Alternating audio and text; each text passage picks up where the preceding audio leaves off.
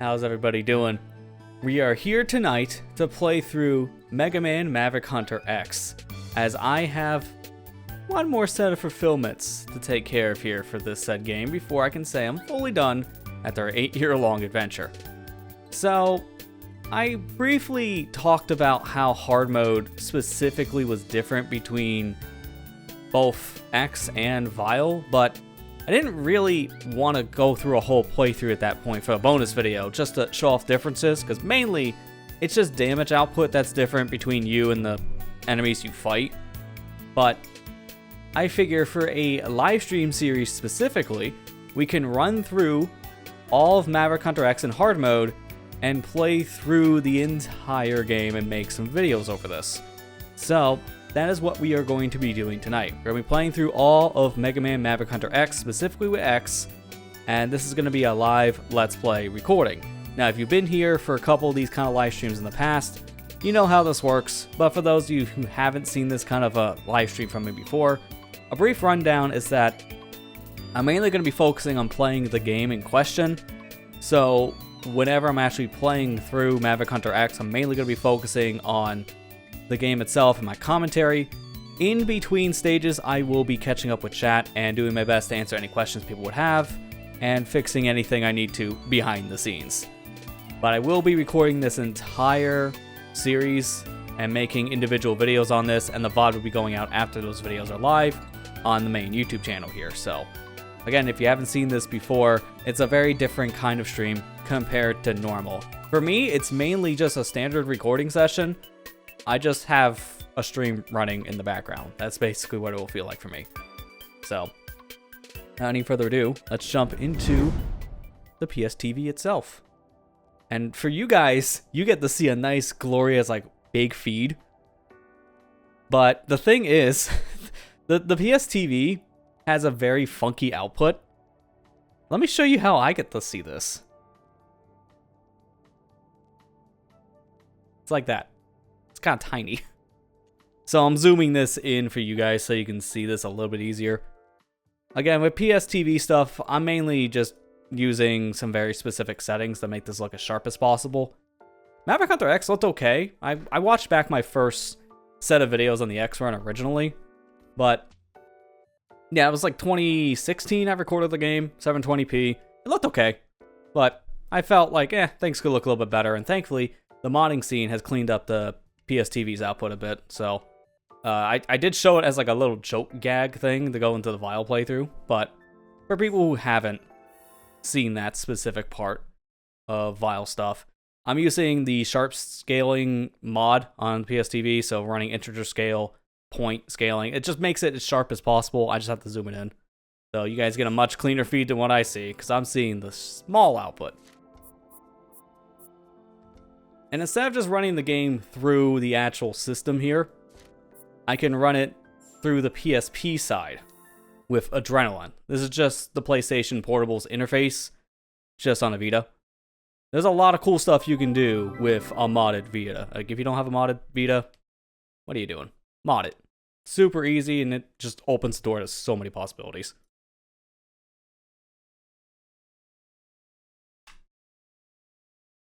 Alright, so we are all set to jump into some Mega Man Maverick Hunter X. Also, if volume will sound a little too loud, let me know at times, because this game is pretty loud. I have it set kind of low, and it still is louder than half the other games I play on like videos or streams. So, hopefully things are okay. But if not, just let me know, chat.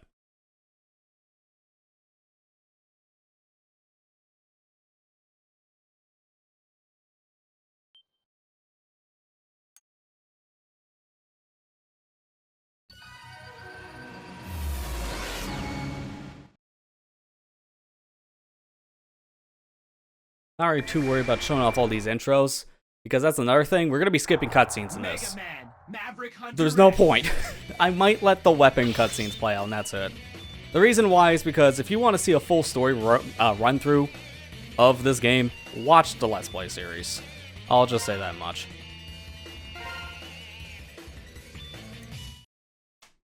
Hopefully we have enough save files for this too. That's the only thing I'm not sure, because this Vita is kind of full on Maverick Hunter X stuff, but you know what? If we don't have room, we can delete something.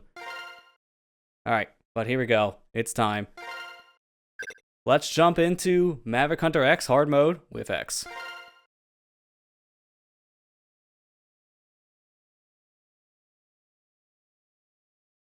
I'm beginning the mission.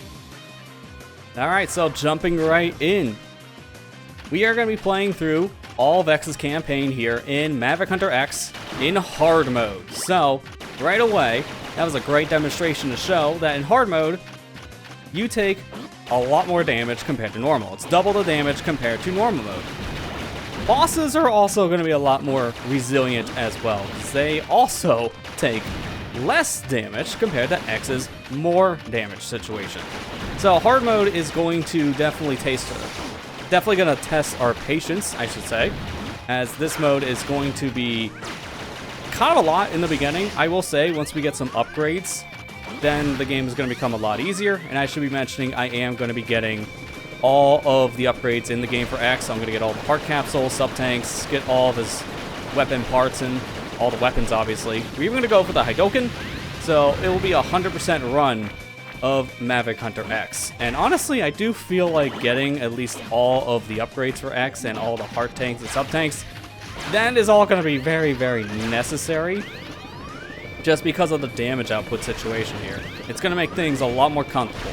So, even though I don't need to 100% this game, it will be ideal, because right here's a great example of dying in the intro stage of all places. I never die in the intro stage playing on normal, but on hard mode, again with that double damage, it's a lot to deal with. Now, the thing is, when it comes to the specific difficulty, I don't really play it much, if at all. In fact, I've only played it recently just to prepare for the said series, because if you want to be frank, I think the Maverick Hunter X difficulty is already balanced enough on normal mode. I don't think you need to be playing this game on hard, because realistically speaking, the game is hard enough for a lot of beginners. It's not the easiest kind of platformer. There's a lot of mechanics you gotta learn, not to mention the damage output for a lot of the bosses and enemies. It's already kind of high enough just on the standard difficulty. So I don't really recommend playing on normal, or I don't really recommend playing on hard, I should say. I do recommend instead just playing the game via its normal difficulty. It's just a much better experience compared to hard mode.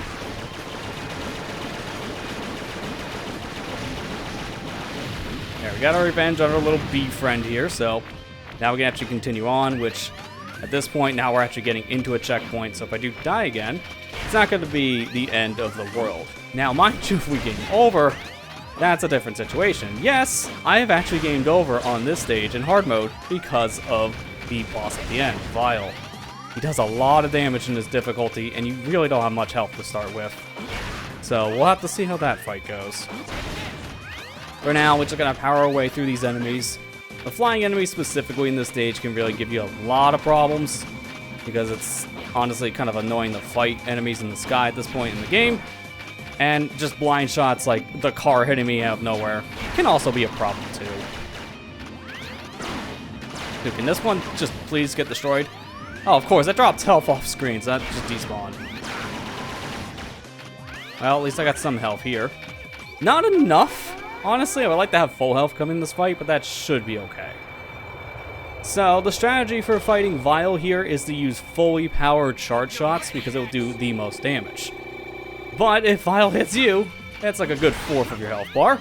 So let's not get too close to Vile. That was kind of a bad jump. Oh, and he faked me out. Come on, Vile. Start playing nicer at me. Nope, of course. He wanted to do the worst attack, because honestly, the combo of the lightning with the dash is the worst combination Vile can give you in hard mode. With Vile doing so much damage by ramming his said ride armor into X, you don't have much time to react, especially given how if he hits you with the lightning, it stuns you. Not a great start. Honestly, being punched is probably the best case scenario, because the punch doesn't do that much damage by comparison to his ride armor. One more fully charged shot should do it. Unfortunately, we were stunned, but thankfully we were able to get out of it. So, just the first stage alone took us down to 0 lives. I think that should give you a great idea as to what we're in for here playing in hard mode. It's just a lot more aggressive, especially in the early game stages here. Not gonna be an easy feat, that's for sure. But thankfully, we're gonna be getting into our first stage after this that has an upgrade. So it'll at least make things a little bit easier on us.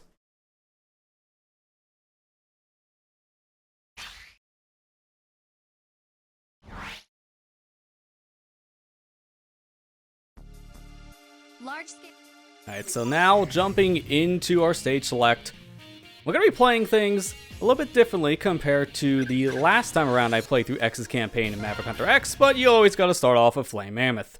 This guy, best upgrade in the whole game. Flame Mammoth. Beginning mission. So I want to be careful not to fall in the lava here, because that's going to do a lot of damage in hard mode. But thankfully, when you're below 2 lives in this game, the next time you go to a stage, you will get all your lives back, because the game will always have its minimum life count set to 2. So in this case, because I was at 0 lives getting out the tutorial stage, it put me back to 2 lives going into our next stage here in Maverick Hunter X, which is perfect. Speaking of perfect, the first upgrade. Best one in the whole game, hands down, the dash boots. So now we can dash at any given time, and this is just going to make things way better when it comes to movement. Pretty much always the first upgrade you get. Still weird that in this version of Mega Man X they moved it, because that specific upgrade is found in a completely different stage compared to the PSP remake here. And also, I was just doing something risky there, and that's going to be a one-time thing.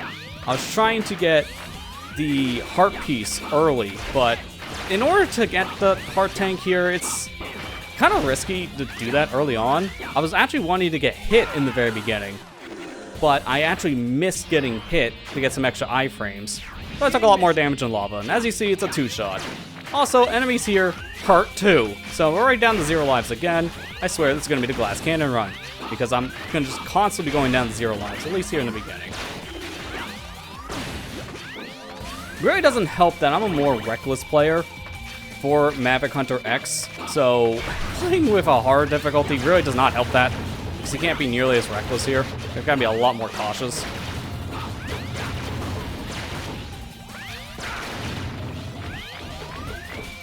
Don't want to get hit on the way up too, because I'm not going to have that much health going into Flame Mammoth if I keep this up. Also, the health drops here are abysmal. I'm getting next to no health drops.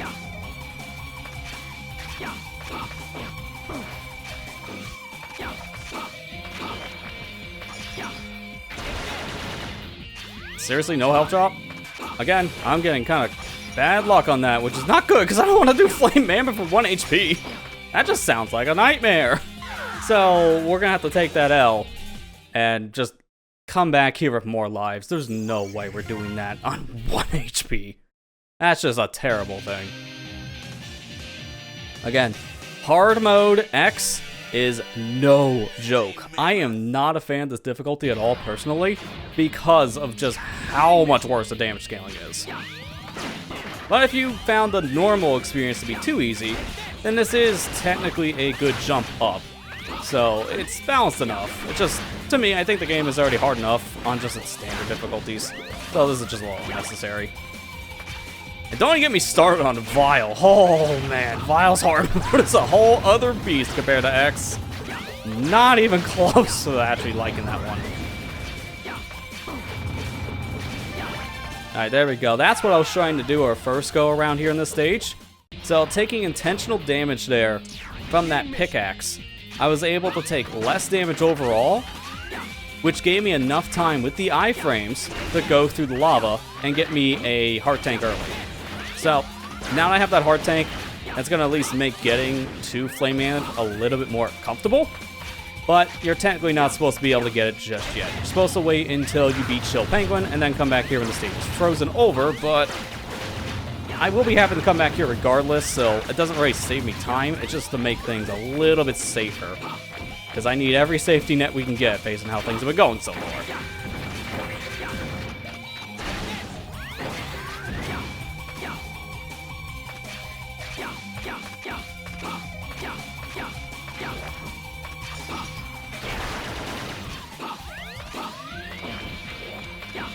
Nice dodge. We just got one more enemy here. Very easy to jump over this last enemy. And now we're at Flame Mammoth. So, because we don't have any weapons, it honestly doesn't matter which Maverick we go to start, but Flame Mammoth is probably one of the easiest Mavericks in this game to Buster only. In hard mode though, he's going to be changing things up because he has some extra attacks we may be seeing more often due to the difficulty bump. That's one big difference in hard mode as well. There are certain attacks that these Mavericks can do in normal mode, but they're very rare. Here in hard mode though, these set attacks, they show up more often. So one is an example, right here actually. These blue flames, Flame Maverick can actually do this in normal mode, but it's a lot less common. So we'll see some extra attacks probably this time around in Maverick Hunter X because of the difficulty bump. Now I gotta lock in because this is my last life, so I don't want to have to go through this stage for a third time.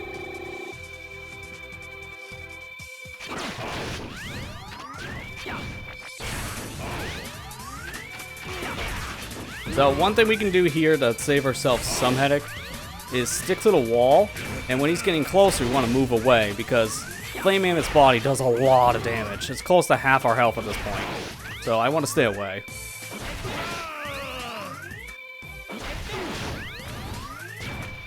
Thankfully, he's just doing the red flame attack, because that only just lingers on the ground, so if I hang on the wall, I'm safe. Jump to avoid being stunned, even though that lasts forever. As long as I'm not near Flame Mammoth, it's not really that big of a concern. I'll use the iframes I got from taking damage to go through Flame Mammoth. Jump, shoot. Just a couple more attacks, and then we'll be done. Once again, run through with the iframes, and that's it for our first Maverick. I will say, we're not doing that hot so far for these first couple stages, but when we get more upgrades, things are going to become safer. Mission accomplished.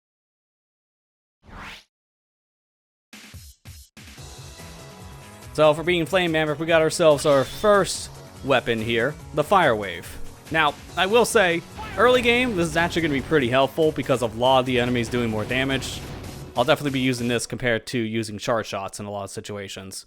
But, thankfully with this, we can head into our next stage of the game, which is the Abandoned Missile Base, and fight Chill Penguin.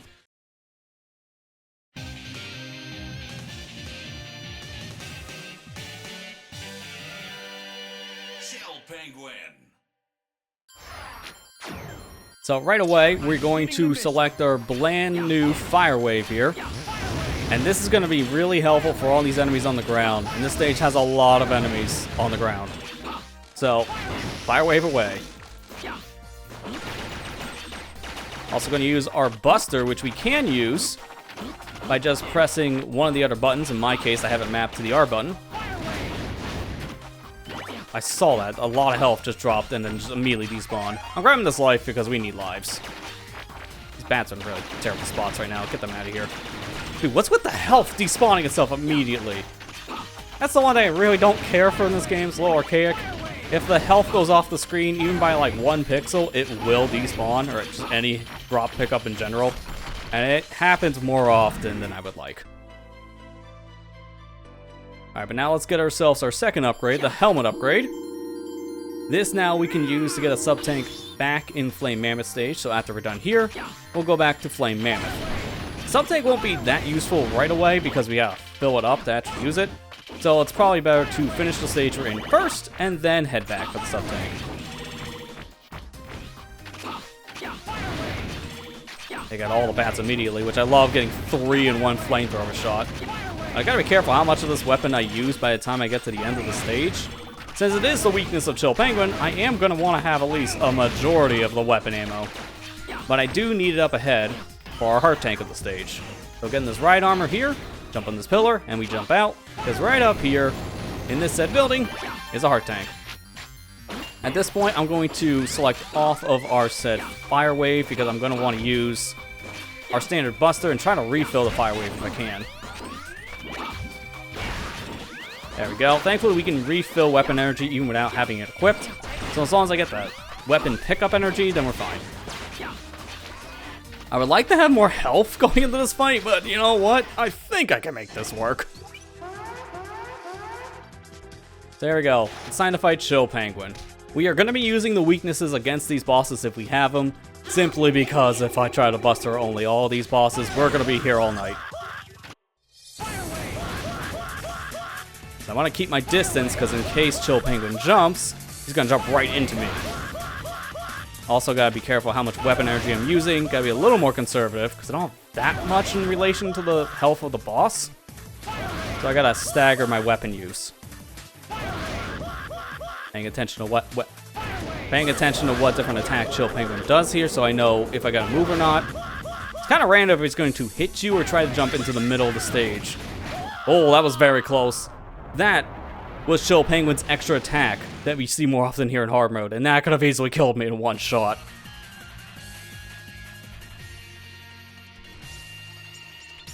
Mission accomplished. Alright, things are already picking up, because if we just cleared that stage without taking a death, we're finally up one life. It's a miracle. But now we got ourselves Shotgun Ice. Honestly, we're not going to be using this for really any stage outside of maybe one, and that's for his weakness. And then we're also going to be using his charge variant a good amount for some pickups. But now let's head back over the Flame Mammoth stage to get that one item we missed.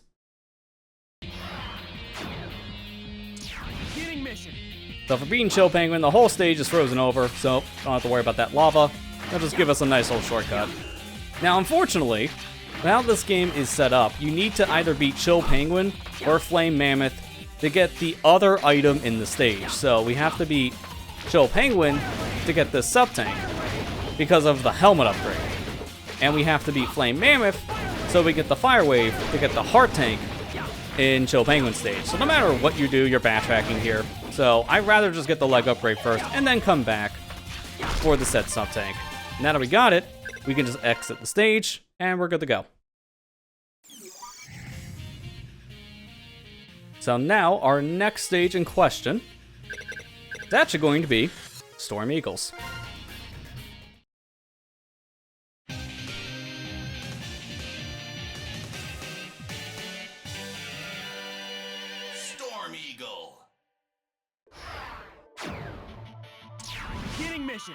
So this stage has a total of 3 different collectibles for us. So we're going to be getting ourselves a heart tank right away, a sub tank, and most importantly for this run, the armor upgrade. We desperately need the armor upgrade if the beginning 15-ish minutes or anything that go by here of this said run. Any extra damage we can take, I would prefer right now. So we're going to be grabbing ourselves everything we can along the way. Hopefully we can fill up this sub-tank sooner rather than later, because having a full sub-tank early on would be really nice. So we're going to be focused on any health drops if we see them as well, trying to stay at full health if possible. That's the exception. I'm not going for the health drop that fell into the void. That just doesn't sound like a good idea. We're going to ride this pillar straight up, burn this window open, and right here, we got ourselves a sub-tank. Fall down. Nice health drop. Probably not the best idea to fire wave these moving platforms for the enemies on them, but I find it easier to just take these things out immediately. These flamethrower enemies are just kind of a problem.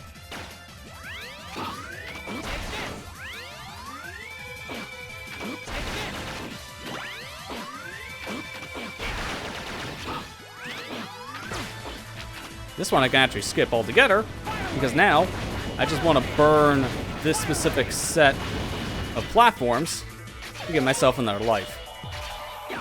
And then we can just climb the wall to get out of here. So for now, before we go any further in stage, drop down here specifically. With our helmet upgrade, we can go up top to this route, and we got ourselves our armor upgrade. With hard mode just beating us left and right every single time I turn around, this is going to be a savior. So essentially by getting this, now we're back in the normal mode difficulties level of damage. While that doesn't sound super impressive, it will really make a big difference, especially with the Mavericks.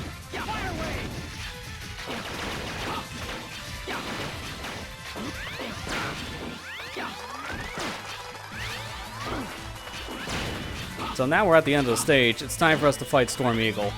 So let me charge up my Buster Shot here, because if you can, enter every single boss fight with a fully charged shot ready to go, as it's going to make things a lot easier, especially if you're going to do a Buster only run of any kind.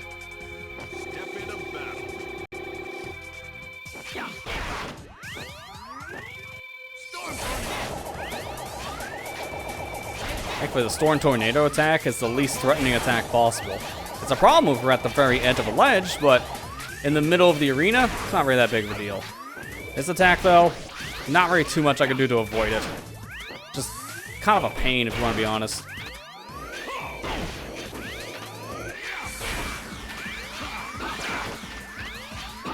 Pay attention to sound cues here, specifically when Storm Eagle is flying around the arena, because depending where he is, then that you can easily hear in your left or your right speaker. I'm careful here, I won't have to use my sub-tank, because he's almost dead, but so am I. There we go, barely. If I got hit one more time, that would have been it for me.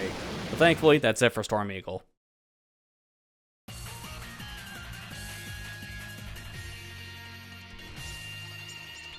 Mission accomplished. So now we got ourselves our next weapon here, which will be super helpful, as it's the best weapon in the game, in my opinion. Storm Tornado. This will chew through every single enemy's health bar. So you're gonna see me use this a lot.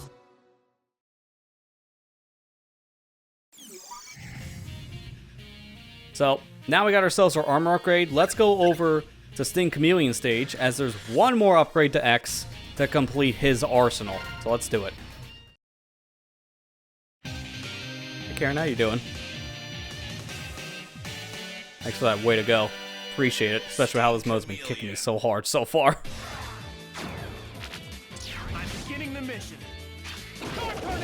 So immediately gonna just use our Storm Tornado here and just destroy every single enemy's health bar. Except that guy, he can live. Let's climb straight up, and from here, we got ourselves a mini boss to fight. This is guarding our final capsule upgrade here for X. So we want to fight this robot, which you can use charge shots to hit its head, although the weak spot is extremely small. So I'll just use a Storm Tornado shot, and it'll just completely destroy the guy in one hit. That's another reason why it was good to go after Storm Eagle first, because of Storm Tornado specifically for this stage makes this mini boss a joke.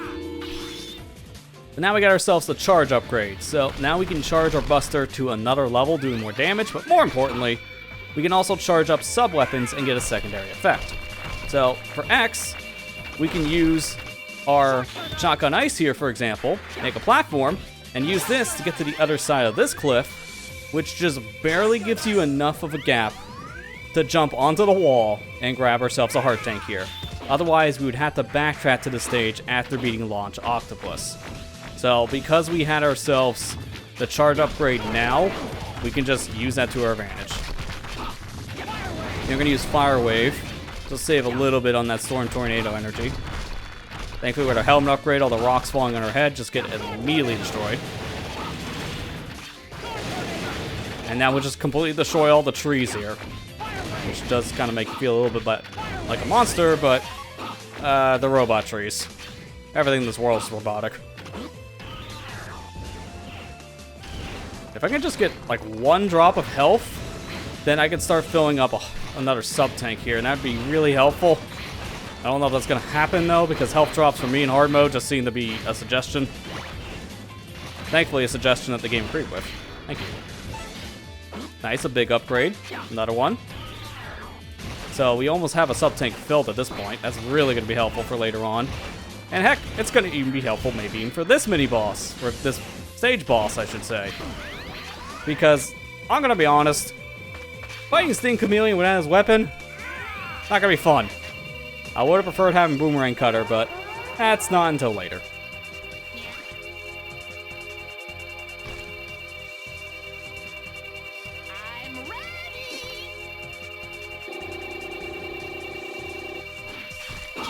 So he's already starting off with the spike attack. Honestly, kind of a really scary attack, hard mode. We want to keep our distance here because the tongue attack from Sting Chameleon will do a lot of damage, even with our armor. So just try to stay away from the boss as much as possible. And really got to pay attention to where this guy is going to be teleporting around. A little too close for comfort. Take one hit from his actual Sting Chameleon attack itself.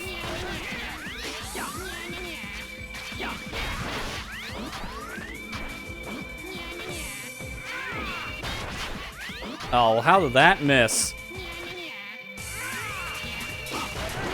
There we go. So I must have aimed a little too low in the last attack.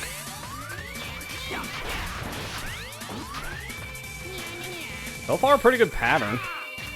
I was coming over to make... Nice fake out. Honestly, the fake outs are some of the worst things to deal with this boss because I really don't like wasting charge shots. He's been doing a lot of just teleporting style attacks. He hasn't actually latched onto the walls and done the spike attack much, if not at all, outside of the first hit. That was a weird fight.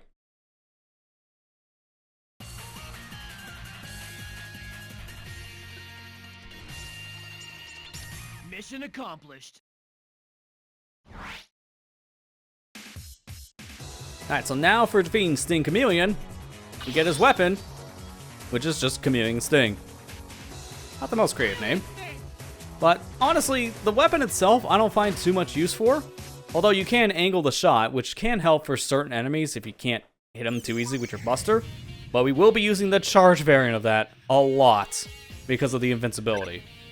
And speaking of that, it'll be really useful here in our next stage, which is the Fortress Tower. So let's go fight Boomerang Kawanger.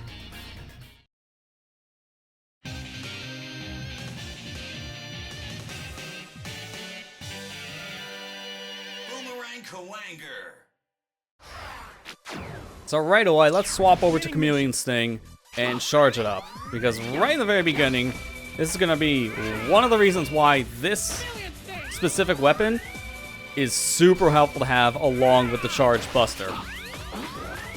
So for hard mode specifically, having invincibility like this is a really nice thing. With everything just hurting like a truck, I'll take anything I can get. We will be using a lot of weapon energy with this though, so we will have to be careful about that. Probably try to route in some more weapon and refills here and there if we can.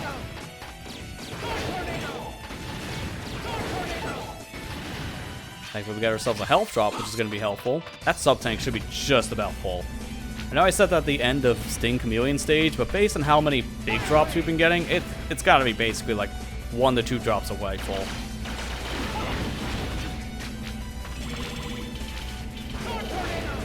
I want to be careful not to get crushed in this room, because that will be an insta-kill. So I'm going to try to kind of stay like around, let's just say, 20 feet away from spikes. I just don't trust myself.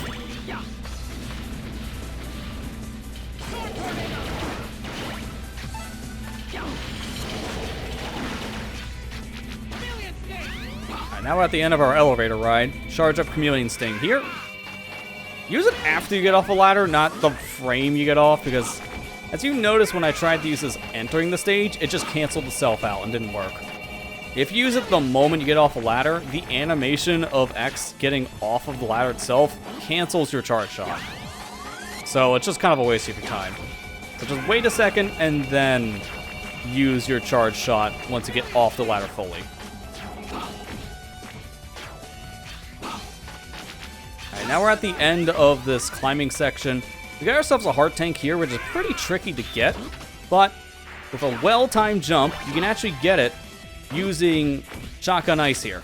So thankfully, we don't have to come back for that because you're actually required to use Boomerang Kawanger's weapon to get that heart tank, but that is a backtrack that you can just skip, thankfully. And we had just enough weapon energy to use up our Chameleon Sting to climb this long vertical shaft, which is perfect. Now before we enter the room, just wait for X to charge, and now enter Boomerang Kawanger's lair.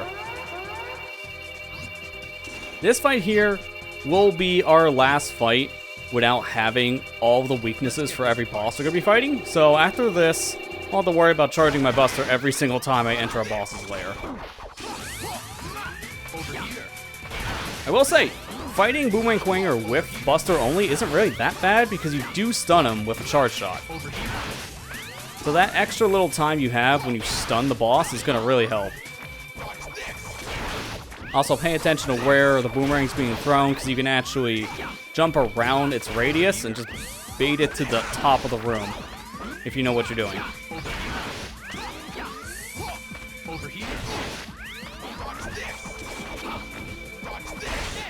There you go. Simple. That's it for the Boomerang Man.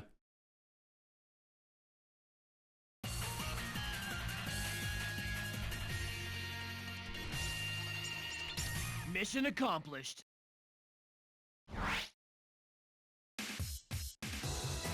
So, now for beating Boomerang Quanger, we get the cleverly named Boomerang Cutter. This is how we're supposed to be getting a lot of pickups in the game, as this will allow us to grab things just out of reach for X. We will be actually using this in a stage soon enough, but you're also supposed to use it in Boomerang Quanger stage, as mentioned earlier.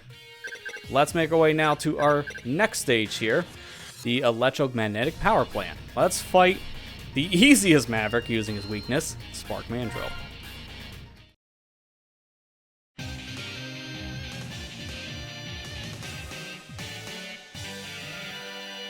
Spark Mandrill. I'm beginning the mission. So because we defeated Storm Eagle, we don't have to worry about the electric current in the stage, but there is a new hazard of we can't see. So, you take away a hazard and you make a new one. For now, let's just grab ourselves that sub-tank through the wall. Boomerang Quanger is going to be used a lot here, specifically for the sub-tank and the hard tank. So thankfully, we don't have to backtrack for this stage, but if you didn't have either one of those, I do believe it is possible to get the hard tank without it. It's just really, really precise. Sub-tank, on the other hand, you do need the Boomerang Cutter to get. There's no way around that.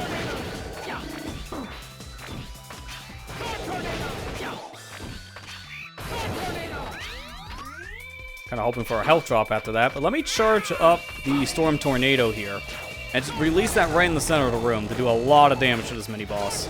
This guy would have actually had an extra attack if we didn't defeat Storm Eagle first. So because we turned off the electricity in the stage by crashing Storm Eagle's ship into the area, this guy has one less attack. And that's good, because that attack actually is pretty dangerous. A couple more hits and this thing should be defeated, and sure enough, there it goes. Nice tiny health.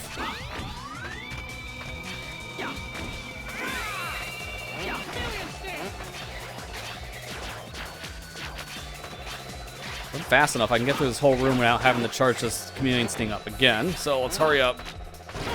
And just enough. So right here, this shot's pretty precise because when you slide down the wall, the Boomerang Cutter goes down with you. But I found that if you just hold the dash button, it makes it more consistent to make your boomerang go straight up. So that makes that a little bit easier. Speaking of easy, you know what time it is. It's time to be invincible.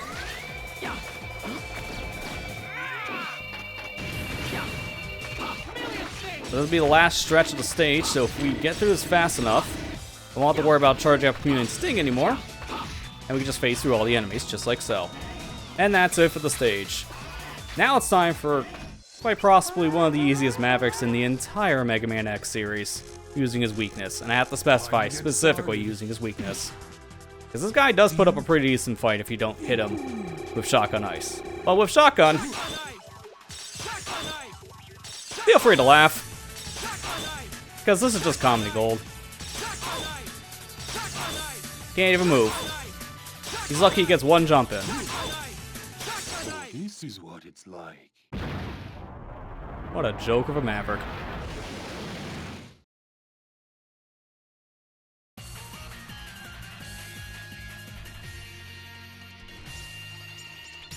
Mission accomplished.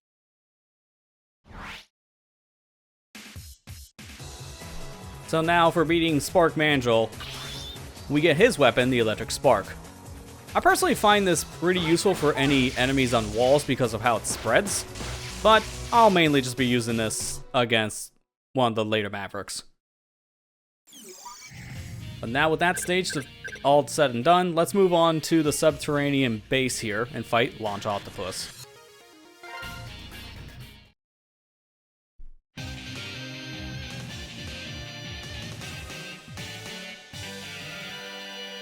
Launch Octopus.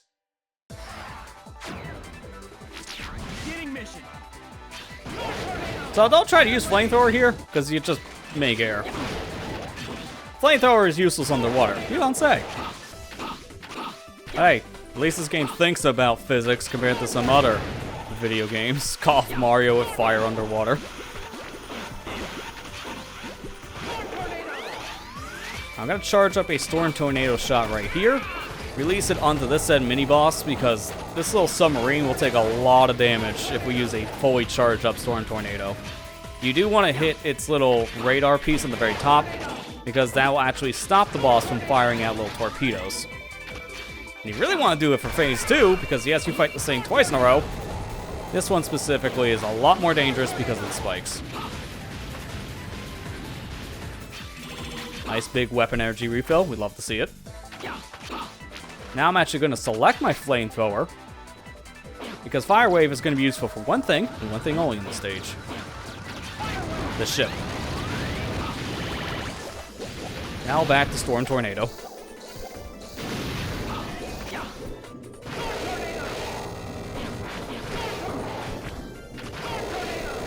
Keep on racking up the damage here on the head. Now hit the tail. Do the same thing. Oh, I love killing myself when the boss is dead. That's the biggest problem fighting this guy, and I swear, I do that once a playthrough.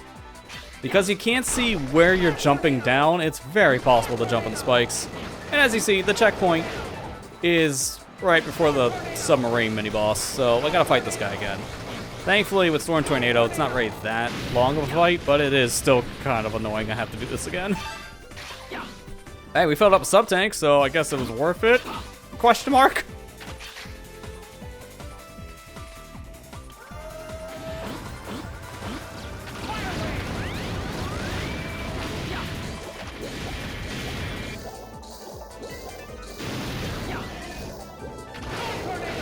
Be careful this time to not immediately jump in the spikes when we finish the fight, because I would not want to do that.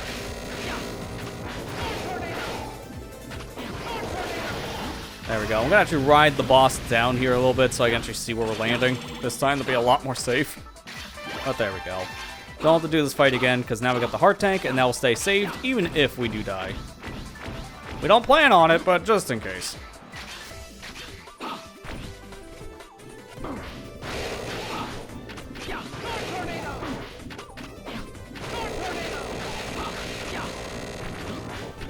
So as you can imagine, Storm Tornado just wrecks this serpent enemy just because of your hitting the boss multiple times with the Storm Tornado itself.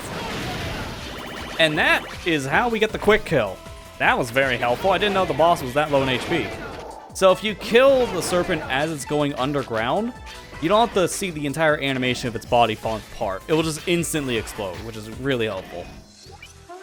Speaking of helpful, Launch Octopus here is kind of the one boss that there's a caveat to what I said earlier of how we have all the weapons now to fight these Mavericks. Because this is not the weakness to Launch Octopus. However, it will make the boss fight a lot easier because using our Boomerang Cutter, we can cut off the excess tentacles here of the said Octopus.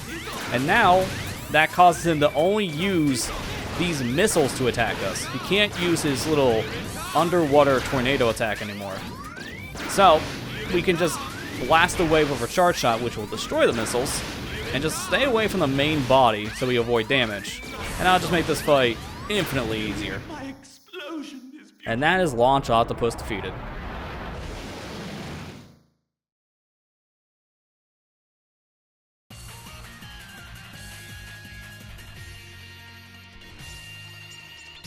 Mission accomplished. Love the echo effect when you're underwater in this stage.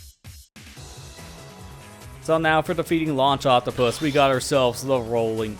not the rolling shield. We got ourselves the homing torpedo. This is actually a pretty useful weapon for enemies above you, so you don't have to worry about aiming up. We might be using it here and there. But now it's time for us to fight our final Maverick, and if I played my cards right, we'll be getting ourselves our last set of upgrades here in Maverick Hunter X, along with a bonus upgrade for X. So let's jump into the Energy Mine Ruins.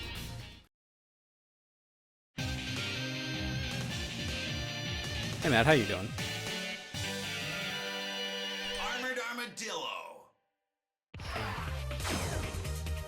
I'm beginning the mission.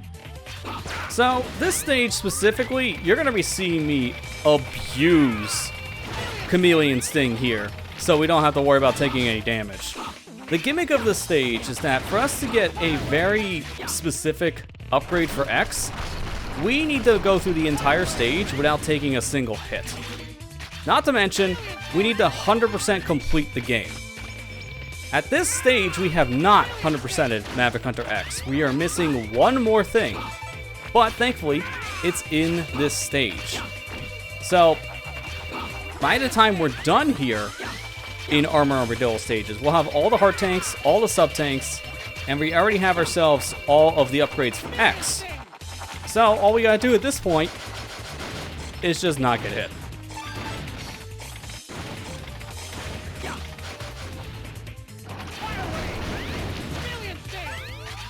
Really don't want to deal with this mini-boss here specifically. But now grab the heart tank, and now we've just gotten all the upgrades for X. So all that's remaining is our hidden upgrade at the very end of the stage. So I'm just going to charge up one more Chameleon Sting for good measure, and that should do it. So, just going to make our way through this minecart section. Just wait a moment here before jump off at the end, and there it is. The secret upgrade for getting every single upgrade for X and not taking a single hit in Armor Armadillo stage. Honestly, handled much better in Maverick Hunter X compared to the original, but you have to play Armor Armadillo stage multiple times to get the Hidoken. Now, I won't be using the Hidoken for our first encounter here on Armor Armadillo, but for rematches for the Maverick specifically, we will be using the Hidoken against these guys. Enough talk. Let's fight.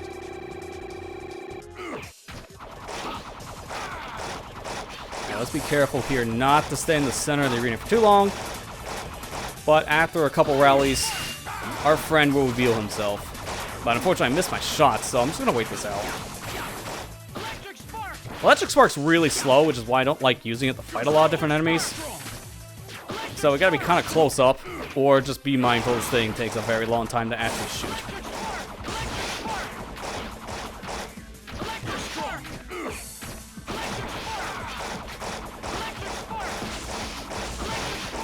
Thankfully, we can now hit Armored Armadillo when he's bouncing around, so we don't have to worry about waiting our turn to actually hit this boss. You do need to use this weapon, even if you're going to Hidoken the boss. You have to take away his armor. Possible to buster only this guy, but it's extremely difficult. That's the final Maverick. Now we're done with all the Maverick stages. Mission accomplished.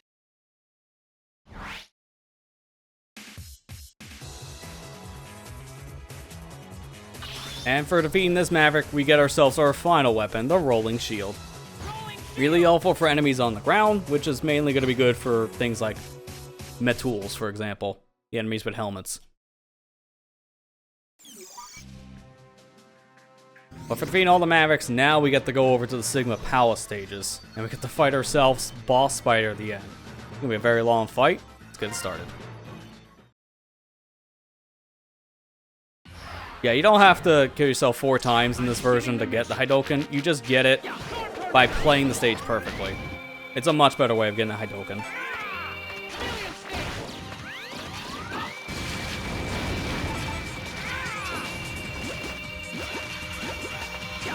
I want to be very careful here in the beginning, but I did want to hold on to that Storm Tornado charge, because this stupid submarine enemy is back, thankfully for the final time. I love having the health drop just immediately fall in spikes. I would have liked to have had that, thank you.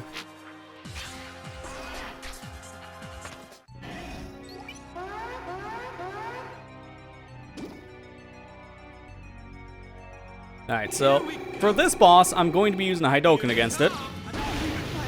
And now it's done. The Hadouken makes every single enemy in Maverick Hunter X a joke because of the one-shot, but specifically the bosses are... yeah, they're a little too easy. This is why I'll use it just for the Mavericks. If you want to see a proper run-through without the Hadouken in general, my standard playthrough of X via the normal mode does a pretty good job at showing all the different strategy for fighting bosses, so I would still recommend watching the original series of this. It may be 8 years old at this point of at least filming this stuff, but it actually still holds up pretty well.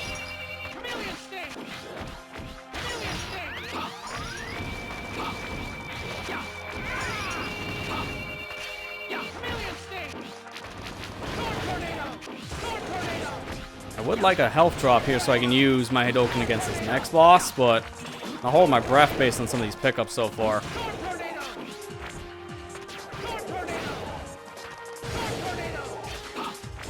Yeah, we don't have anything. How much do I have on it? I have full sub-tanks. I am not going to use a sub-tank for this. That would be a big waste. So I will fight this boss using the weakness instead. Let's get this party started.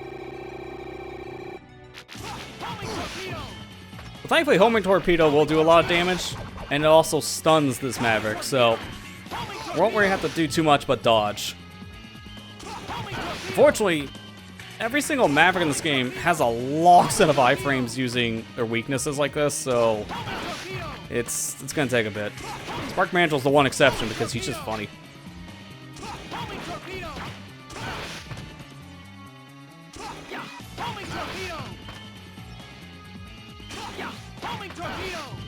One more shot should do it. Nice homing torpedo. Again, with the iframes, it lasts a little too long on Boomerang Kwanger. Kind of annoying.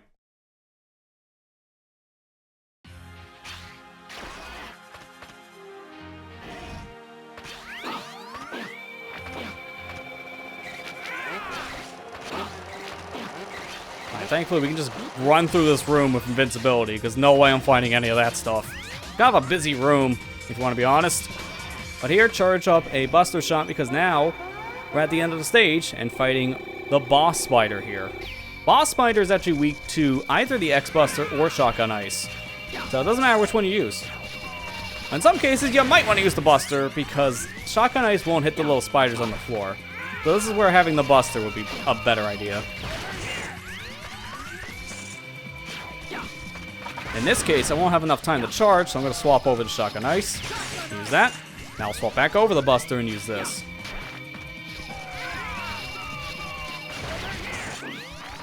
And this is just the whole fight. In hard mode, this takes a lot longer, just because of the damage difference. So we're going to be here a good comfy while.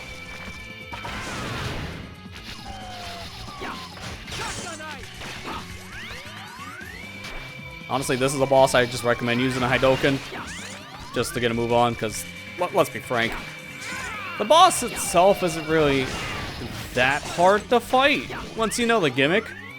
It's actually a pretty simple fight. It's more or less just pattern recognition, although the body hurts, so don't hit the boss spider body. It just drags. That's my biggest problem with Boss Fighter. It's just the longest fight in the game because it just drags. Or at least longest main boss fight. The final fight against Sigma is much longer than this, but it's a 3-stage boss fight.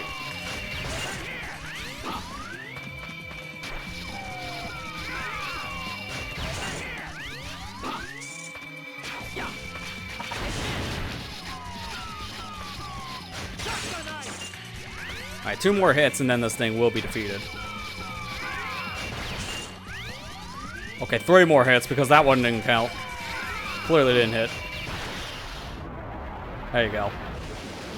It's actually only 2 hits. I lied.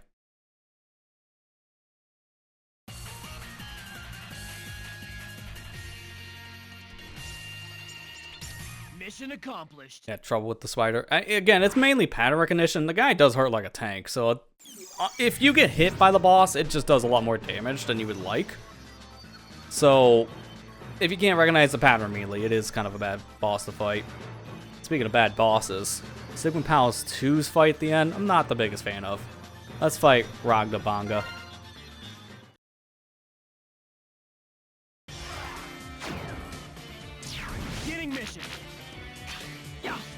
So in the beginning here, Fire Wave is going to be pretty helpful, as this will pretty much destroy everything, but not the right armor. That goes to Storm Tornado. Actually gonna drop out of it for a moment. I don't want to get rid of my right armor just yet. Just want to make this opening. And then use the right armor to go straight through. Because right here, we got a very interesting situation. Right armor actually helps protect you from it.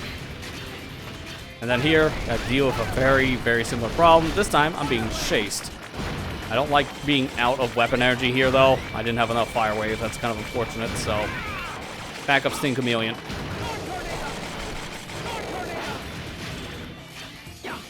Would like a health drop. Like, I literally need 1 pixel of health, and nothing's gonna drop it. Are you kidding me? Thank you. Because preferably, if I can get this shot out, I would prefer to use the Hadouken in this fight. Because it's Armored Armadillo round 2. Enough talk. Let's fight. The Armored Armadillo always starts out with the exact same attack, where he runs around on the ceiling like this. Although, my timing for jumping is pretty horrible, as you've seen. I'll just use the little bit of weapon energy I have there, sub-tank energy, and just Hadouken him.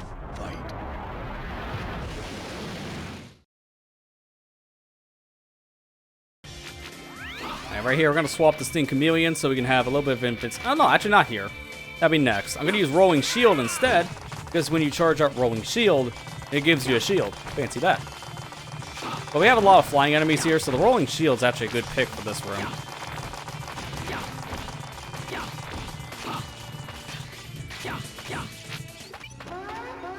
Now, here's hoping we get a good pattern from Storm Eagle, because if he lands on the ground immediately, I can attack him. But if he stays in the air after this, then I won't be able to. Ow, unfortunate. But then it gave me the good attack for the second one, so we'll take it.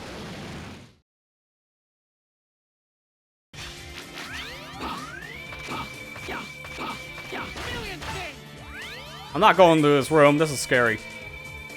So I'm going to charge up Chameleon Sting, and now we don't have to deal with any of the flying enemies here. Because, honestly, we've seen the funny joke once. I think it's just time to get rid of this boss entirely with a good old Hadouken. Time to get started. Can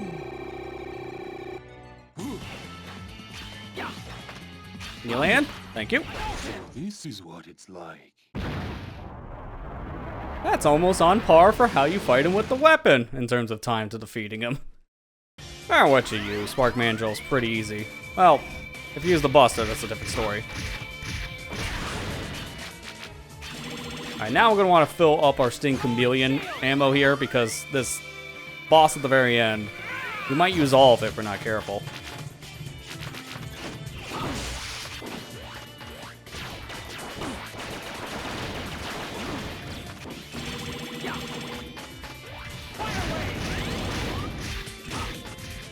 I like getting all the ammo drops when I don't need them anymore. It would have been better to have a health drop, I'm just saying. Alright, it's fine. We have full Sting Chameleon, so that's what we need at the most.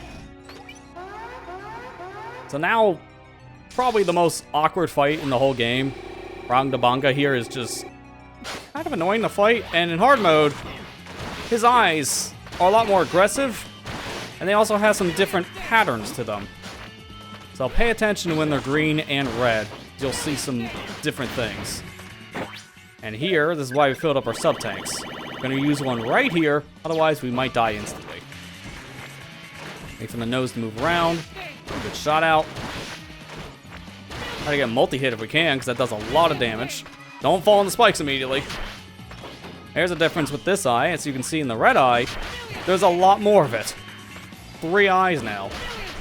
And the green, well, it does still shoot out a lot of projectiles. Oh, that not hit! That was point blank range, come on. At least the red eye was way easy to hit. There's Sigma Stage 2 complete. Yeah, Remake's fine. I still prefer the original version of X. Mission accomplished. Just because of how it feels. Some things about this version just don't feel right in terms of Maybe how certain weapons function or just the physics, but that's just personal preference. Otherwise, it's still a really solid version of the game I could recommend. Alright, but let's do this. Sigma Palace 3, D-Rex. This one's going to be a long one, because it's our last stage where we have boss rematches, too. Beginning mission.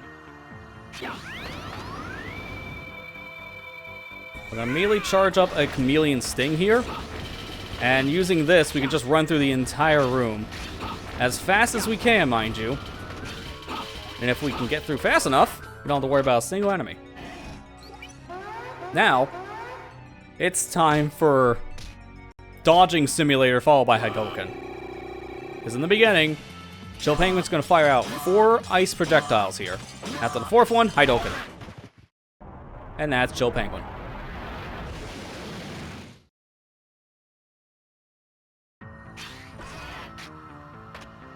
Another room that I just don't want to be bothered with, so I'll charge up Sting Chameleon. And let her rip. Speaking of Sting Chameleon, that's who we got to fight next. This fight is going to be a little awkward, though, to hit him with a Hadouken. It's honestly luck dependent, because it's really going to depend on what attack this Chameleon's going to be doing. We need him on the ground, so I got to wait for him to hit the ground. If he's going to do stuff like this, yeah, I might just be using the weakness here.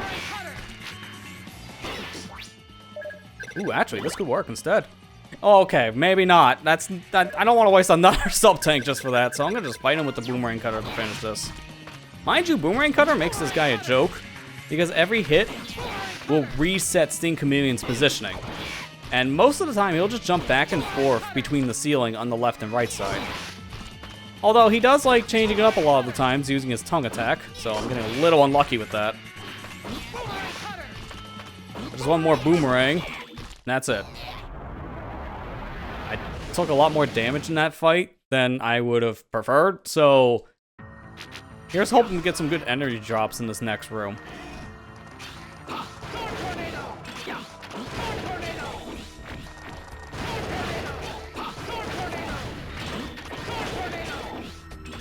I'm getting everything but health.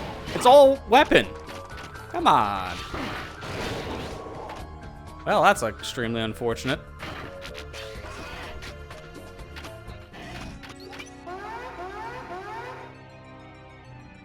I'll fight this guy with his weakness as well, but we will have to start off, though, getting rid of this trunk. Because now, we don't have to worry about any of the oil being shot out from Flame Damage Trunk, which would be really bad for the fire, especially with the blue fire attack.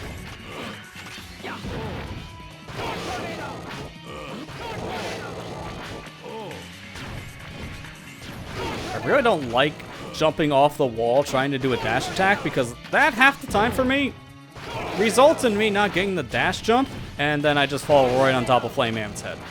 So, taking my time here, just to be safe. And that's the boss defeated. And that's all the boss rematches specifically, so from here on out, it's just new fights.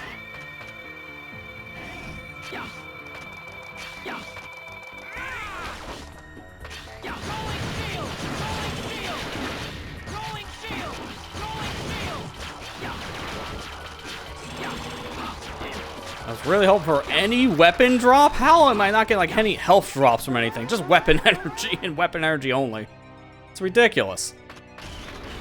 I don't know if it's actually a factor in hard mode, but in my experience, I get less health drops in hard mode as a whole compared to normal. That might be a placebo, or it might actually be something affected. There's no real concrete evidence about what actually has changed in hard mode in this game. So I have to do my own research and just kind of play around with the system to really know the differences. Hope you're ready, X. Alright, so the weakness here for Vile is Rolling Shield. Jump here. Just barely got over the laser. Wait a second, because you want to jump right before Vile shoots the laser attack. It's kind of dangerous, but you have to cut it close. Rolling shield. Rolling shield. Rolling shield. I can't That was a way better fight compared to the intro stage, I will say that much. It makes a big difference when you actually have health and armor, compared to having like 3 shots worth of health to work with. Now, if we didn't have the charge shot upgrade, we would have actually gotten it from Zero, which would have been a better version of the charge shot. It would do a lot more damage. But because we got it earlier from Chameleon Sting stage, we just miss out on that upgrade. It's the same upgrade than what we have now, technically. So it's not really that big of a difference.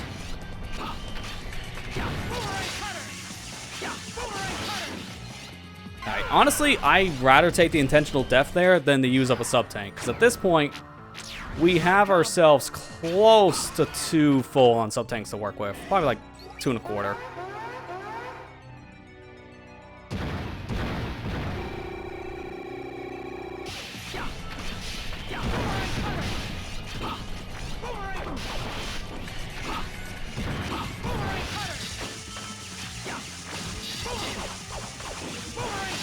Going from the other hit. Wow, this guy's doing 3 in a row. D-Rex is actually being pretty aggressive this time around, not gonna lie.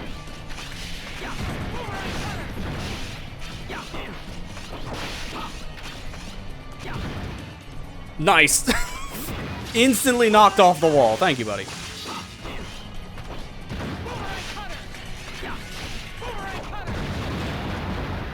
What an interesting fight. D-Rex was very aggressive here this time around, but he's at least now defeated.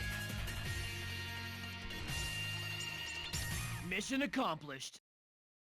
Alright, so now we have one more stage left, and it's the final boss fight of the game. Here's the thing, though. I don't have full set of sub-tanks. I only have 2 fully filled up tanks. So we're going to go into Sigma Palace 4 and give this a shot with just 2 of them filled. Here's hoping Sigma isn't that bad.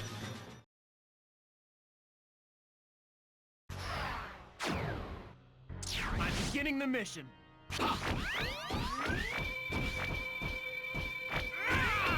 So immediately just charge up your Buster to start, because the first boss we get to fight is his dog, Veilguarder. And Veilguarder is actually just weak only to the Buster.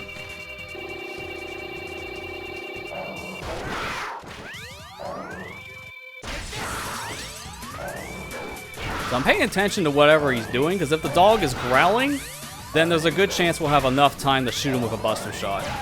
And you want to have at least charge level 2, which is the blue version of your charge shot here, before you fire. Because anything else, you won't get the stun from this little dog. You don't need it fully charged, but at least at level 2 is enough.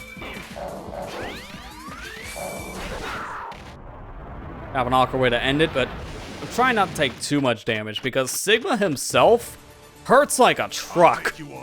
And we're in hard mode, so that truck got upgraded.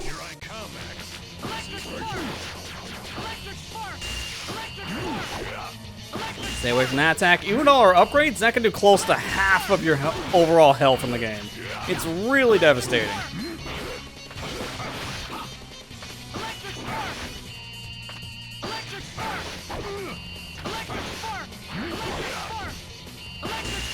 Really not giving me that much space to work with here, Sigma. Alright, use up a sub-tank here. Very, very close to actually dying. Because if he hit me one more time, that would have been it.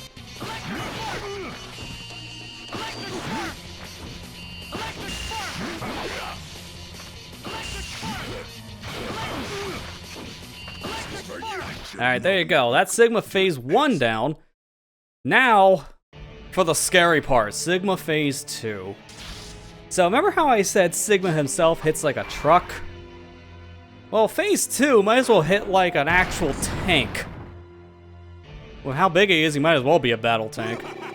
This guy hurts, and he's only weak to 2 weapons.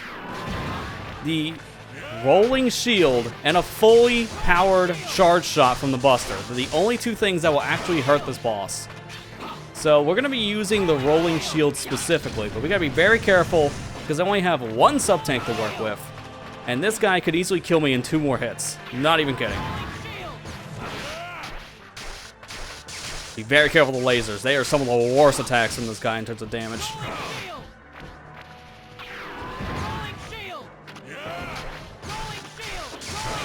get under the hand. I'd rather take this fight slow than the risk at all.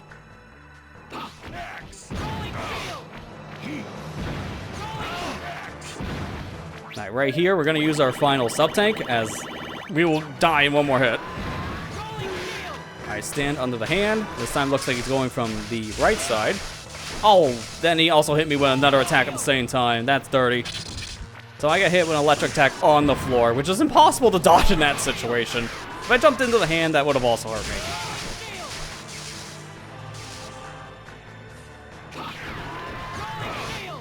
So pay attention to what is going on this dude's shoulders, because that will also dictate what other attacks that you may see from this boss. Oh, that is so dumb. He hit me with the same lightning strike on the floor. Beginning the mission. I am not doing this with basically no E-tanks, so we're going to take a little bit of a E-tank grinding intermission. So I'm gonna take my time to catch up with you guys in chat for that, because I'm mad now. I had, like 4 or 5 more hits left? That fight was almost done, and I just got hit with the worst combo of attacks I've ever seen. That was really unfortunate. So this is the best stage in the game that technically grind out energy and lives, because you get a lot of stuff in this stage. It just sucks we have to do this now, because honestly, I would have been done in like a little over an hour. But I don't trust myself going through this fight again without E-tanks, because it's just that difficult of a fight.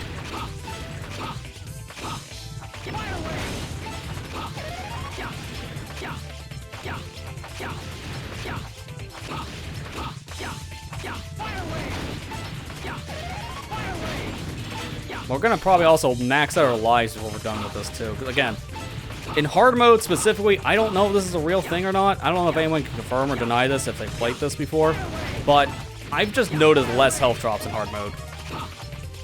I don't know if I'm just that unlucky or not. But I can't find any information about what's really different in hard mode online.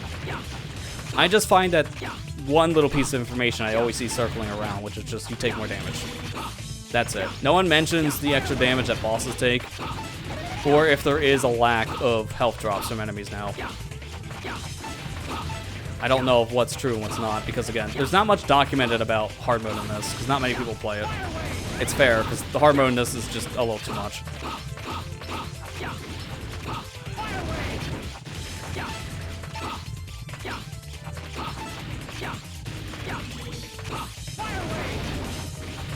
I don't know if I'm going to go for full sub-tanks. I might just at least do 2 again.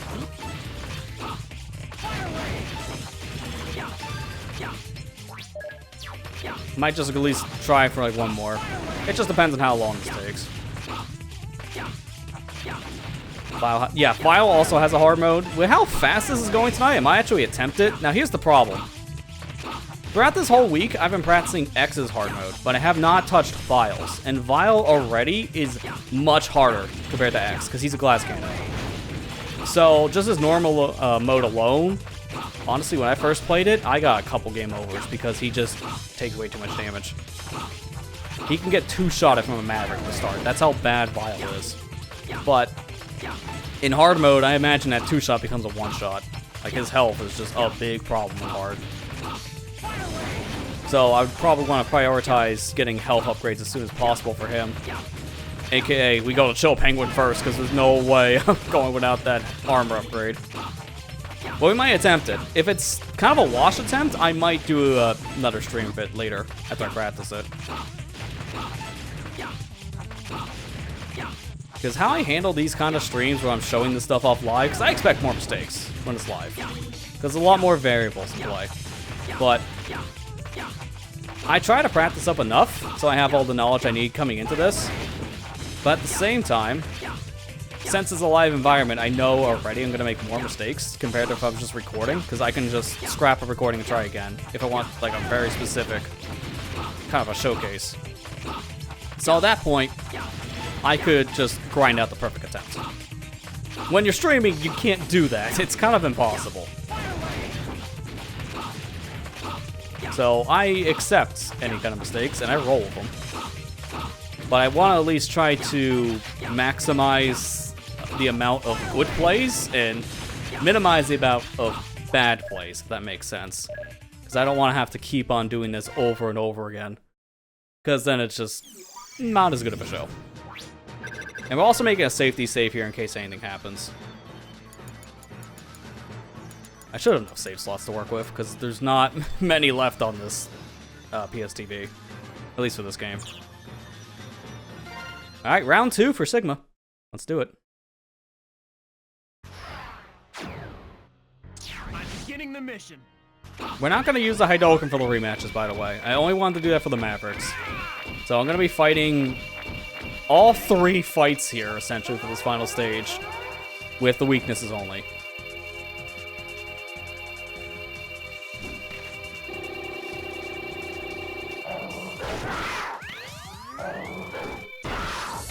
Alright, kind of a bad attack. But at this point, if I'm pinned against the wall, that should make this a little bit safer. I say as I don't get the full charge.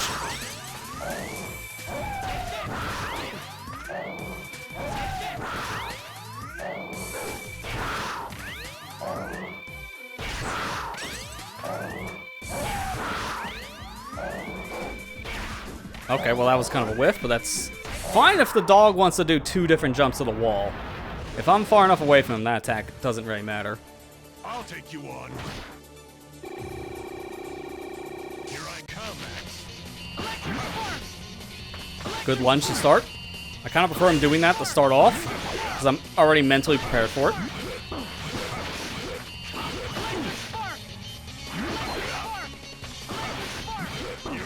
Okay, wasn't expecting to do the wall dash again. Oh, okay, well that was just hubris.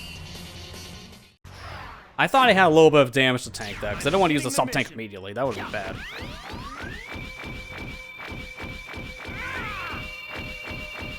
Again, this guy hits like a truck, and that's just normal mode. I'm not even considering hard mode doing double damage. Well, thankfully, we do get to skip those cutscenes automatically going into phase 1 and 2 of this final fight.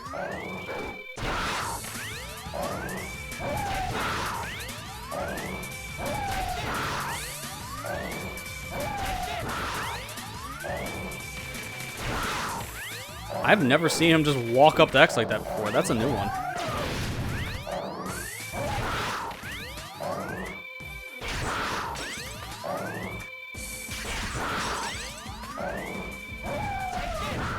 There you go. Thankfully, the fire doesn't hit you after the boss is defeated. Damage is turned off for the cutscenes. Because if that was on, that would have been a cheap shot.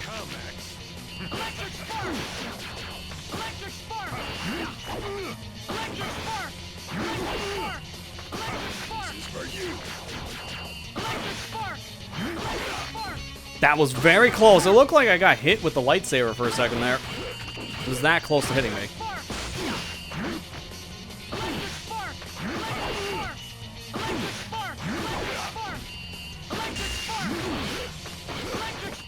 There you go. Alright, that was a pretty clean phase 2. We did take a decent amount of damage, but honestly, I can work with what I have for a little bit in phase 2 Sigma here.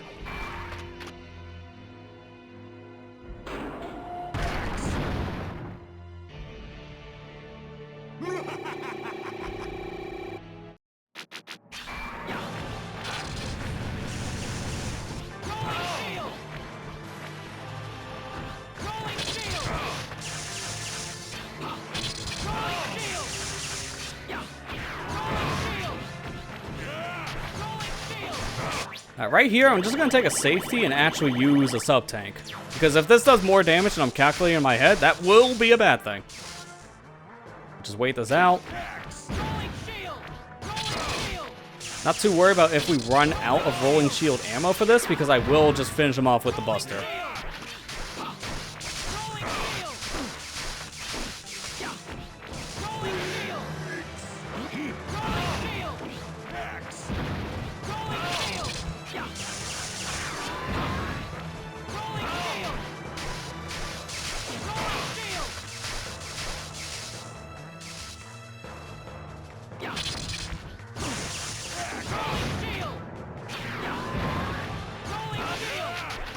I Alright, final shot, I want to finish him off with the Buster, but it's gotta be a fully charged shot. It can't just be a tiny one.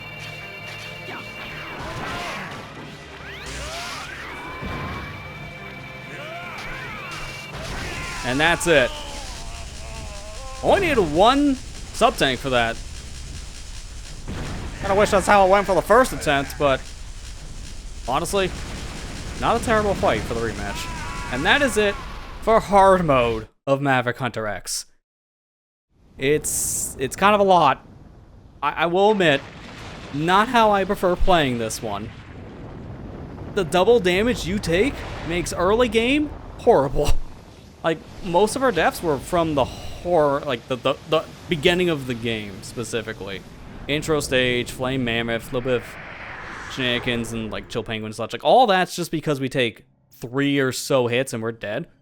But once you get sub-tanks, heart tanks, and the armor upgrade specifically, it starts to become more balanced and very similar to normal mode. It's still harder, but it's a lot more manageable. My name is Thomas Light. I am the researcher who designed and built Mega Man X. That's the same VA's gun commander? It might be. I don't know who voices Sigma in this, so I'd have to look it up. No other robot possesses. Utilizing his conscience, he is able to think, worry, Hey, and Sketchy act Production, how you doing? entirely of his own accord. This means that he is also imbued with Now, the we're not materials technically done necessary yet to because I will facilitate be trying the out evolution of robots in the Vile's same hard manner mode as now, life. just to see if I can do it tonight. If we don't, then I might be doing this again at a later date when I practice the mode, but I want to at least give it one attempt, because it doesn't hurt to at least try Vile's hard mode. Now, for those who are unaware, Vile is the unlockable character you get for beating Maverick Hunter X, but he's a lot harder to run through by comparison. Vile already takes more damage compared to X, and his weapon situation is vastly different. It's a fun way of playing the game if you want that extra challenge, but I'm going to be playing in hard mode, so I might not have a great time by the end. We'll see. I urge the people of the future. I gotta find my notes for Vile. X is my, the world's hope. Love Vile. I mean, honestly, I really enjoyed his playthrough after I did eventually finally sit down for it. He's just much harder, so I do say his early game is worse than X's, but when you get his weapons, he's really cool to play with.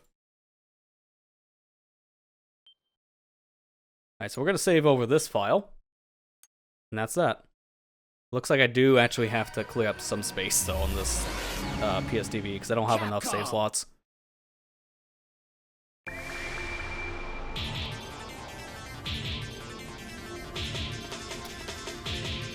Alright, cool. Well, now that's done. Give me a moment before we actually jump into the next run. Again, I'm going to try Vile. No promises for beating it, but I'm going to do my best. For now, I got to at least save those files.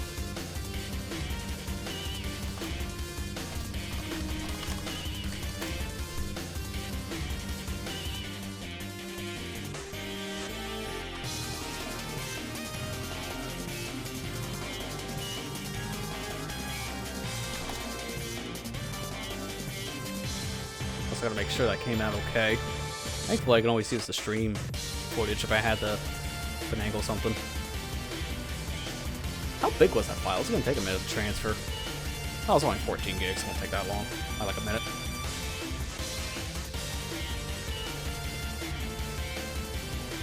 Yeah, no, I agree on a lot of fronts. I do wish, you know, we got another title in that series. That would have been nice. I mean, to be fair, I just want us to get, like, new Mega Man, period. As much as I like all the Mega Man re-releases with collections, we need a brand new game. The last brand new game we had was in 2018 with Mega Man 11. I would love to see a brand new Mega Man X game, like a 9. I am the researcher. I don't know if we're ever gonna get it at this rate. Fingers crossed, one day maybe. I would prefer it. Mega Man Maverick Hunter X. And yeah, no, also, yeah, the intro of this game is pretty spoilery because it does show a lot. But that was just, a lot of games do this, or even just shows and movies, anime and such. You don't want to watch a lot of intros of things. It does spoil too much.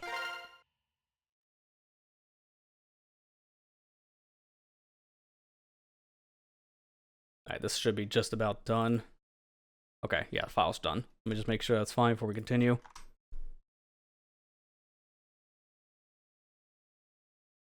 Okay, cool. That's good.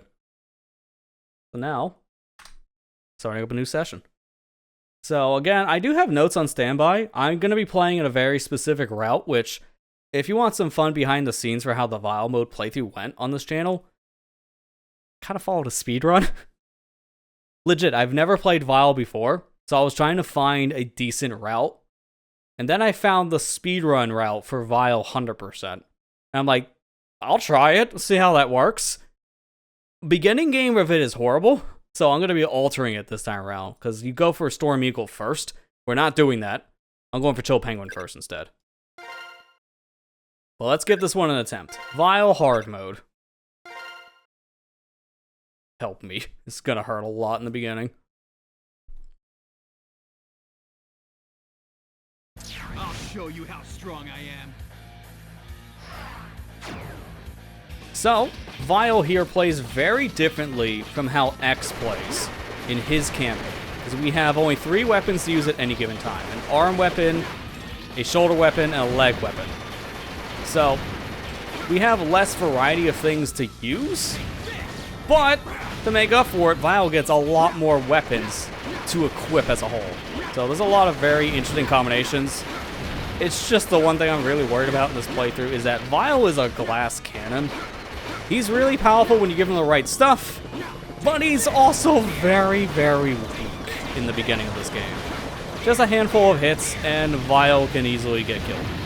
So, early game is going to be rough, but if I can get through the early game stuff comfortably, then we should be okay. I'm even just going to avoid that big health drop because I'm close to full health. If I get lucky with the drops here from enemies, I should be okay going to the X fight.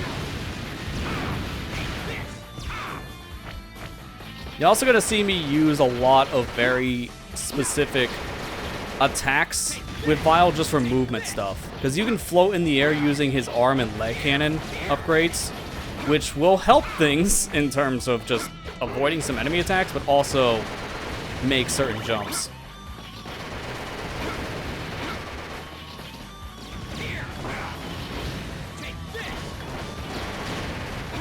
Okay, I'm really not liking having 1 unit of HP right now. I might take an intentional death here once we cross the checkpoint threshold, just to get my health back. We'll have to see, because right now I got some back. That's good. I kind of needed that right now. Thank you for the big health drop. And now we're back to danger levels. See, that's like I say with Vile. He's a glass cannon. And I've already taken too many hits. Too many is 2.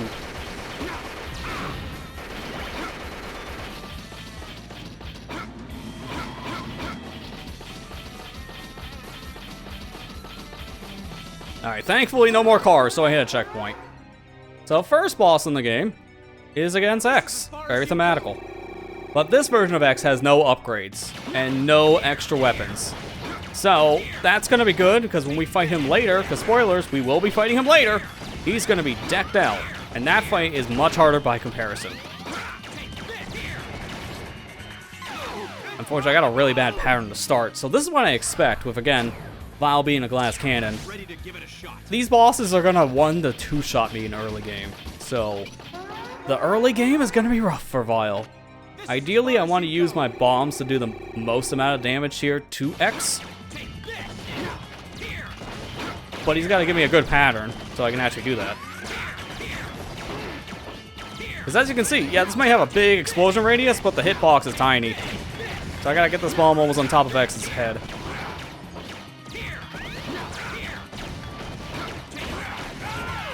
There we go. Kind of scary, but I got it. Now let's find out which one of us. Sigma was.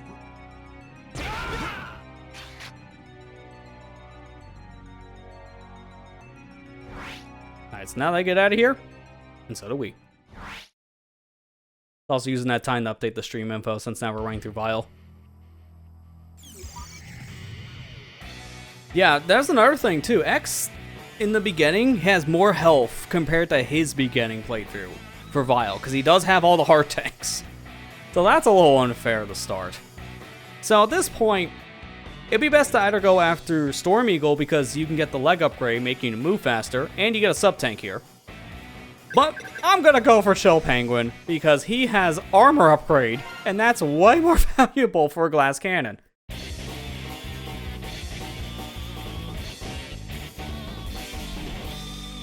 Chill Penguin. I'll show you how Hope you all strong love this I am. song because we're gonna be hearing it a good 80% of this game. This is the one complaint I will give, and I said this for my Vile run for the main Let's Play series, but whoever's decision was it to have the same song to play for every stage but the Sigma stages, I really hope you did not get a raise. I'll put it kindly but still mean. I don't like how they just use the same theme for pretty much every stage, especially when these stages had some really good songs to begin with. They essentially got downgraded because of just the repetitive song here. It's not a bad song, but you get tired of hearing it after the first 10 minutes.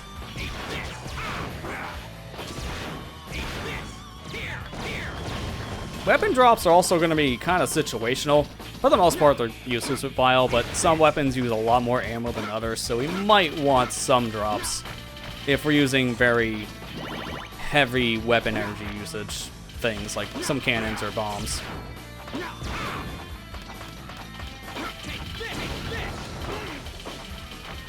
Really not liking how we're almost dead already, even though we barely got into the stage.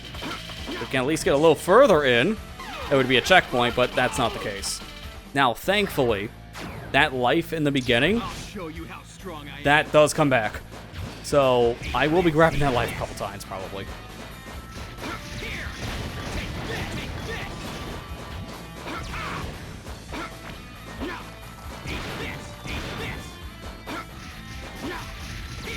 Yo, exactly, Sketchy. I wish they did some kind of like metal remixes of songs. That would have actually fit better for the repetitive music that we have instead.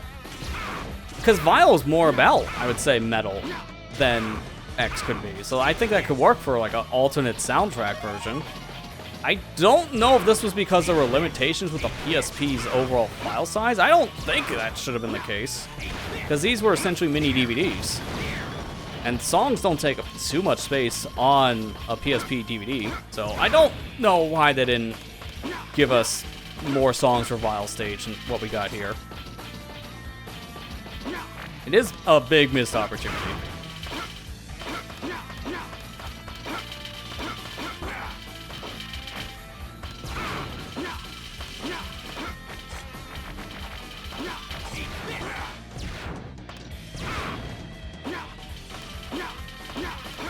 At this point, I think I should just play it safe instead of getting maybe ammo drop or health drops because I'm at a checkpoint at this stage.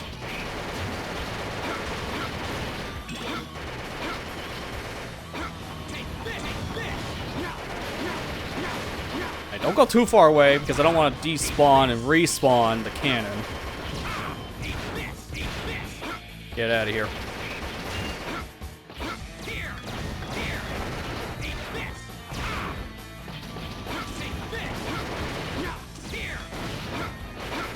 Flamethrowers right now in some pretty bad spots. Good thing we have the bomb. Imagine if Vile did not have a weapon that could shoot straight down to start. This would be pretty bad.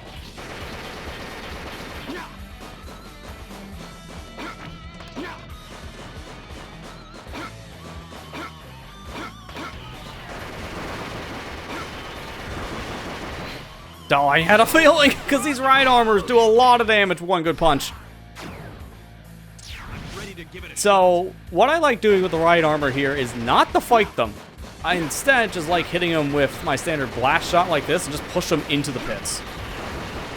I'd rather not have to fight these guys at all and just let them fall off.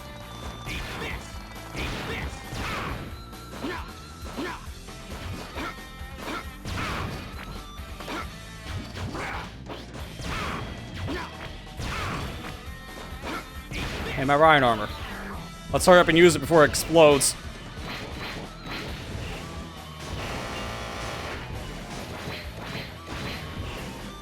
No good drops from any of these containers. That's unfortunate. This is the one I want to blow up. for the heart tank.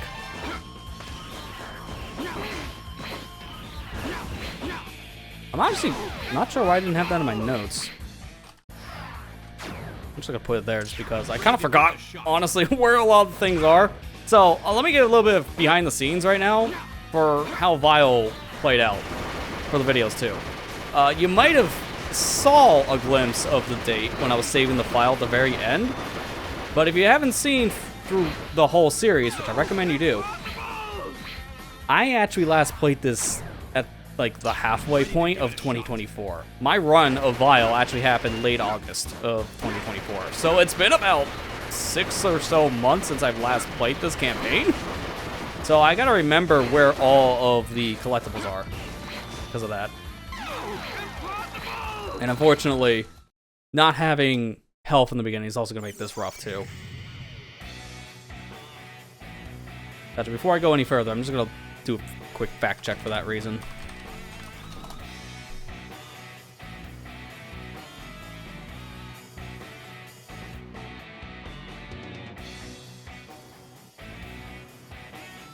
So at least I got notes. Why didn't I not write those down? That's weird. Because there was like a heart take in every stage. That's probably why I didn't write them down. This is why I say I don't know if we're going to be beating this tonight. If I have a bad run, I'm going to redo it for a different session. Because I honestly am blanking on where the heart tanks are. I'll show you how strong I am. Yeah, the ride armor in this, I actually really like it. I just don't care for the timer. It gets better later, because it's based on your weapon energy. And right now we have, like, no weapon energy. So, timer kind of pitiful. But later on, it actually is going to be pretty good. But it's really powerful, so I get why the timer exists. It's to balance it better.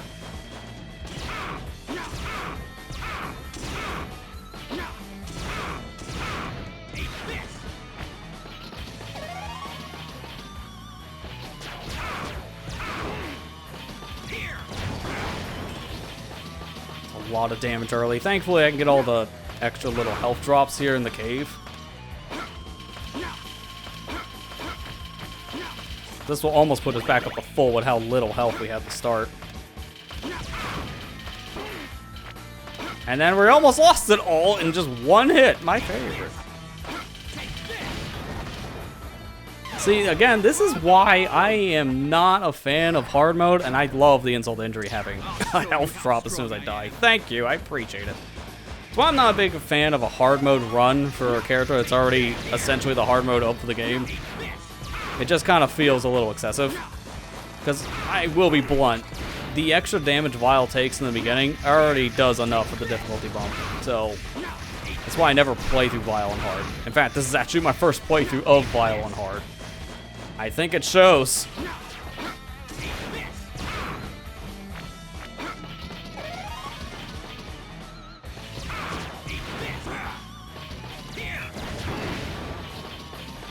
Holy crap, how am I alive at 1 HP? I'll take all the drops of lives. Lord knows I need them.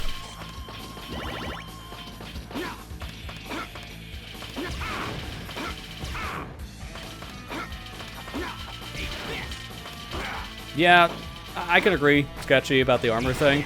I mean, thankfully, getting armor automatically just from beating the stage is already pretty helpful, because it's similar to X's armor. But maybe getting another one would have been nice, but to be fair, they would have had to write in a story reason of how Vile could have continued after the X fight at the end. Because you already know how the story ends with the character the moment you boot it up. So, they would have to basically just write in like extra story at the end for Vile, which wouldn't be too far-fetched with this essentially being a retelling of the original game's story from the Super Nintendo. They could have just wrote it in of Vile fighting Sigma at the end just for like a neat reason. And then he could have gotten an upgrade from fighting X and Zero at the very end, but sadly that's not what we got. I'll just tank the hit here.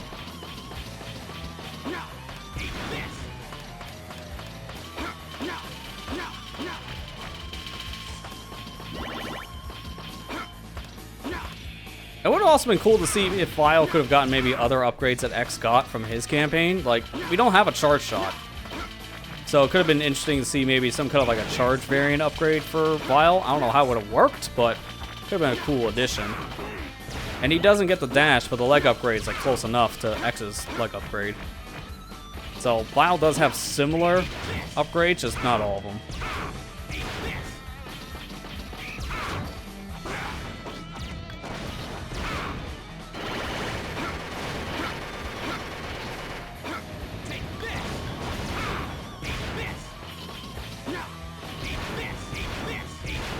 There we go. Okay, now we're finally in a better spot.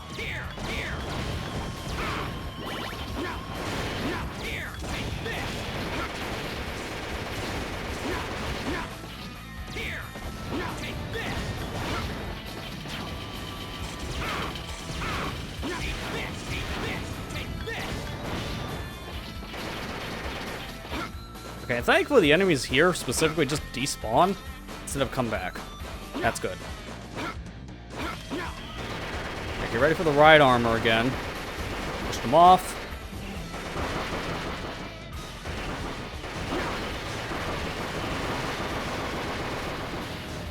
I actually destroyed one of them, that's surprising. I just wanted them to fall.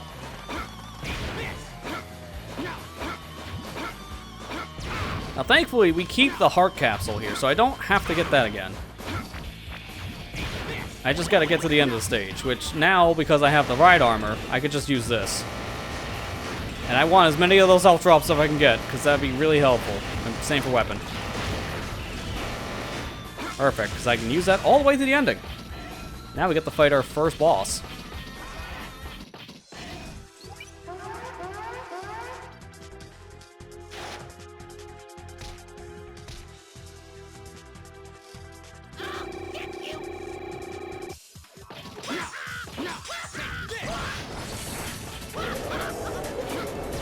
Get down from there, buddy.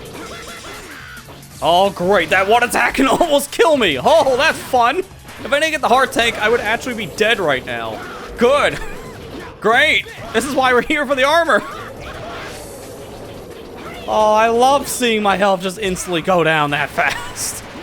Oh, man. This is gonna be a playthrough. This is gonna be a playthrough.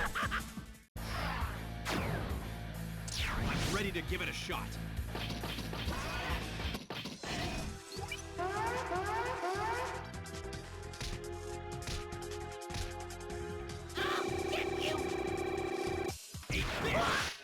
Just off immediately just by hitting him. Okay, at least that attack doesn't insta-kill me, it's just his body. It will, however, knock me down to essentially one more hit again, because now one more hit and I'm actually dead. Just like so. That was the worst place for him to put those ice blocks, because I couldn't move. If I hit the ice, I would have instantly died as well. This is gonna get way better after we get the armor upgrade. Even then, I can still see every boss being a 2-hit for a bit.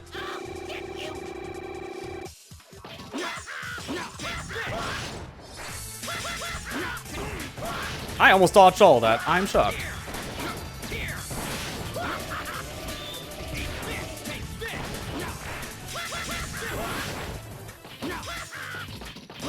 Dude, can you like get those things off the stage?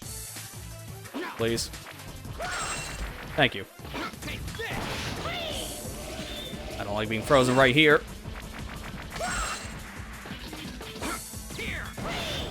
Dude, a second time of being frozen.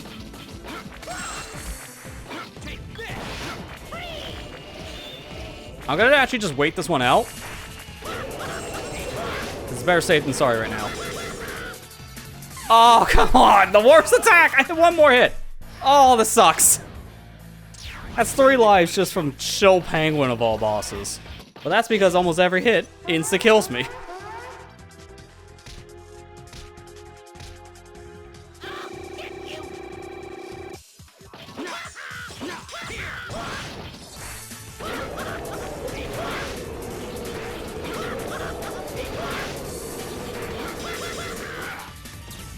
I gotta be lower for that attack. I just keep on getting really bad timing. I'm not expecting it. Oh, then the one attack, man. The one attack I was really hoping he wouldn't do. That's 4 lives now. going in the negatives at this rate.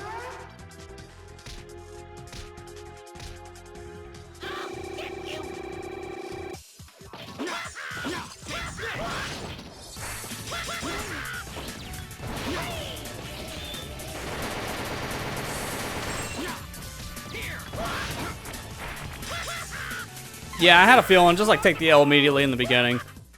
Yikes, man, I'm not having fun with this one. Oh man, I really need this armor upgrade stat.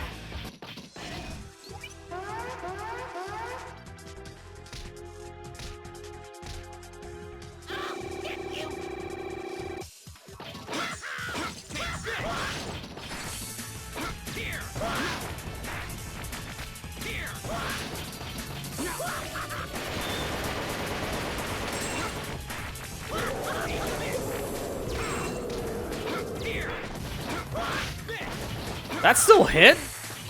Okay, that threw me for a loop. The hitbox was gone by the time we went through that explosion. Oh, okay. That honestly threw me for a loop so bad, it threw off the rest of the fight. Because that was a good beginning, and then the random ghost hit out of nowhere. Joe Penguin and Power Up Wily have the same voice? Huh. That's interesting. Chill Penguin. I mean, I guess that makes a lot of sense, because this game and Power Up were being developed, like, around the same time. I might as well reuse some of the voice casting. You see that a lot in games.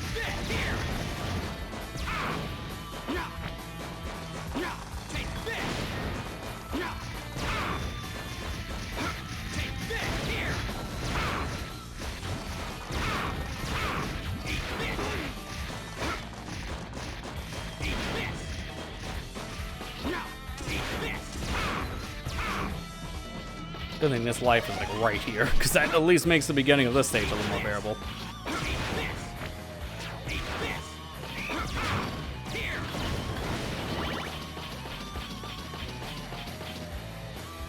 After Rogues also voiced Fireman and Powered Up and Sting Chameleon. Wow, that guy did a lot of voices. That's 3 different characters within like, what, a year or 2? That's impressive. And they all sound distinctly different too. It's not a similar voice between all 3. Because there are some voice actors you can hear, if they have multiple lines for characters, you can hear it. Like, that sounds like this character. Like, I can say that a lot about certain VAs.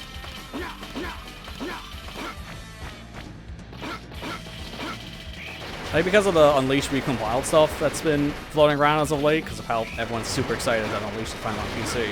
I've been seeing a lot of people point out the cutscene in Professor Pickle's lab for the first time, talk to the lab assistant. It's like, yeah, that's just Sonic talking to himself.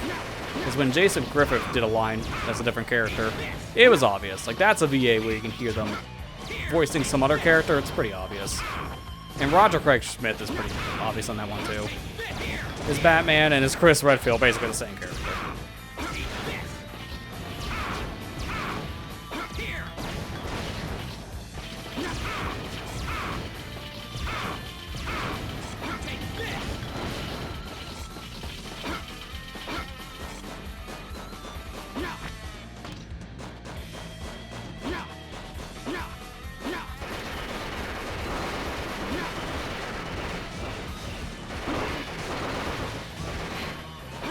Cool, see ya. Oh, I would have really loved that, because now I'm in one-shot territory if I get hit by Chill Penguin himself. You know what? I actually have to take an intentional L going into the fight, but I might have to, depending on my health.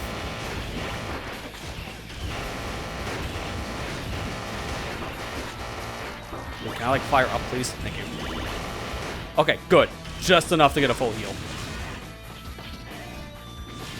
Yeah, is Ezio being unique? That's a good thing, because imagine if Ezio sounded like the same person. That'd be like 3 characters in a row. You can easily say, hey, that's Roger. And yeah, his Sonic is very different, at least too. Although his Frontiers performance, to me, it definitely sounded more like Roger than Sonic, because he was directed to be more mature and serious. And it was pretty obvious.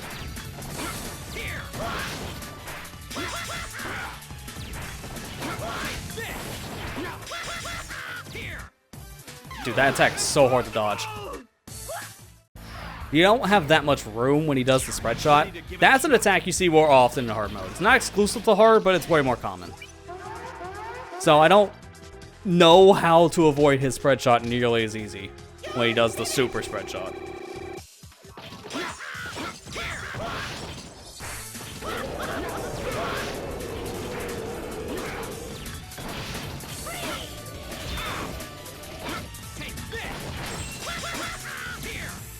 There, see, that's how you dodge it, but unfortunately his head is right there on my foot. So it's kind of impossible to dodge all of his attacks, because he's also the attack. I think we've been here for 15 minutes so far, looking at how long I've been recording this. Joe Penguin has been 15 minutes. You weren't wrong earlier when you said, Matt, that this is almost like my Dread mode stuff. Because it is very similar to, like, banging your head against a wall in a Dread boss fight.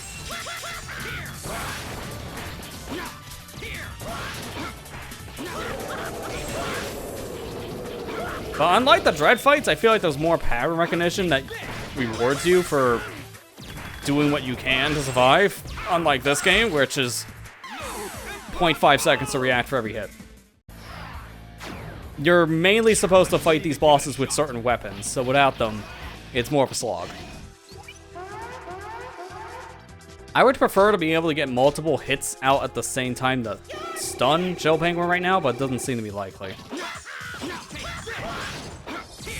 Because his iframes don't last long at all. And his ice does 2 hits to kill! Are you kidding me?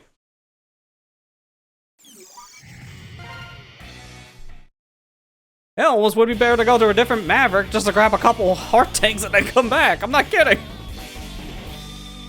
Chill, Penguin. Oh, this is why, like I say, I would never want to actually play this on hard mode. Show you how strong This is like a one-time thing for the video stuff, because I am not jiving with this difficulty bump of damage. It's just artificial. I like how you can see more attacks in this difficulty from the Mavericks, but that's like the only thing I like.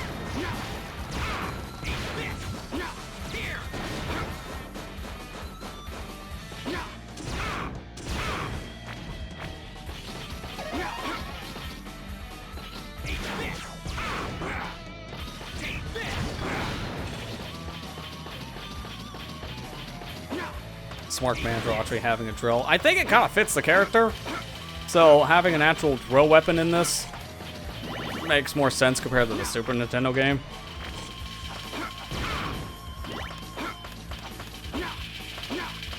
I don't know, it's a cool attack. I like it.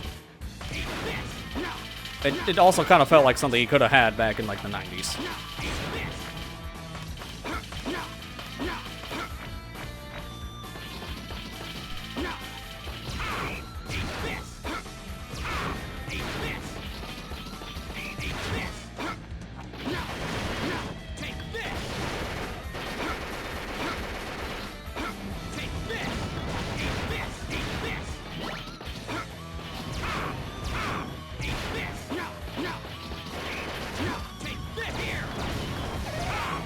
Nice, I'm gonna need that life. The more lives we get for this section, the better.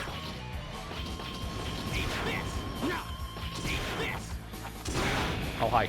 I didn't even see him. They respawn off the screen, that's why I can't see it. I love when enemies respawn off camera. It's my favorite. Next to enemies despawning the second they leave camera.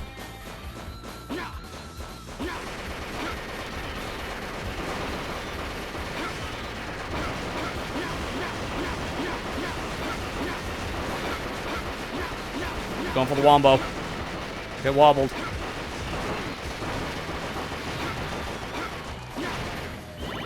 I was rewarded for wobbling.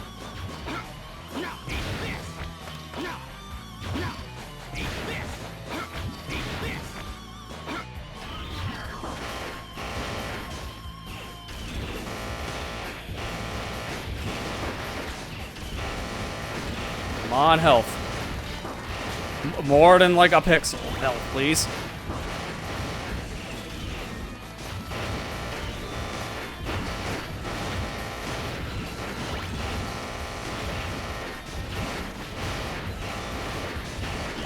There you go. Okay, full health. I do not want to enter this boss fight without full health, because that would just be a problem. I say as I immediately get hit because of the explosion. I'm gonna have to attempt it because I didn't get a good drop. If I go back, I will lose more health than actually gain if I grinded. Just don't get hit by Chill Penguin, forehead.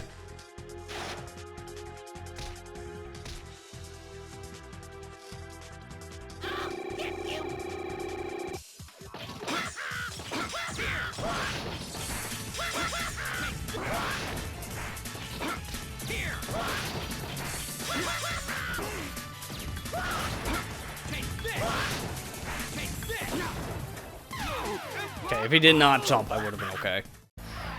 I'm ready to give it a shot. Man, VOD watchers are gonna have a heyday seeing all the stuff that's not making the final cut. That might be a death montage at most, but there's no way I show 25 minutes of Chill Penguin.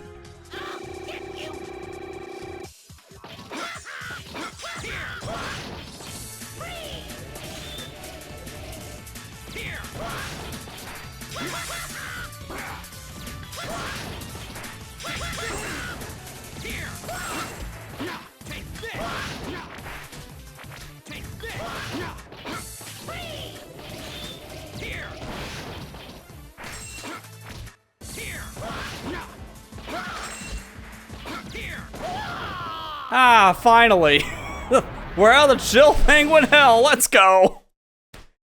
Why does this take almost like 25 minutes?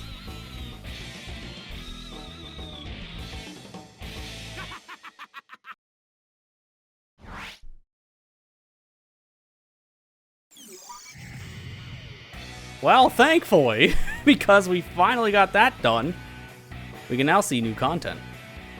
After how long was that? Jeez, man.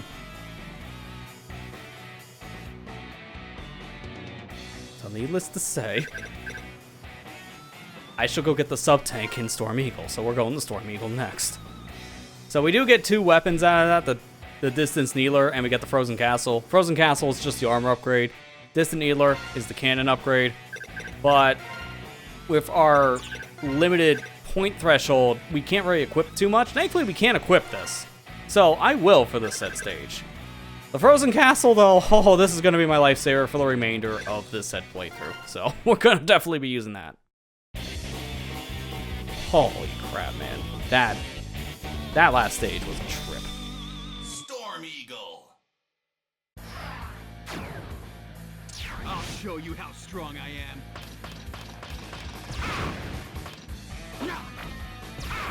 Eat this. Eat this. Don't immediately hit me. Okay, good. He did not throw his weapon.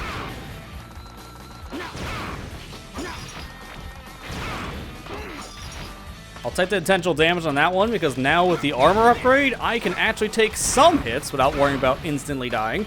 It's a miracle.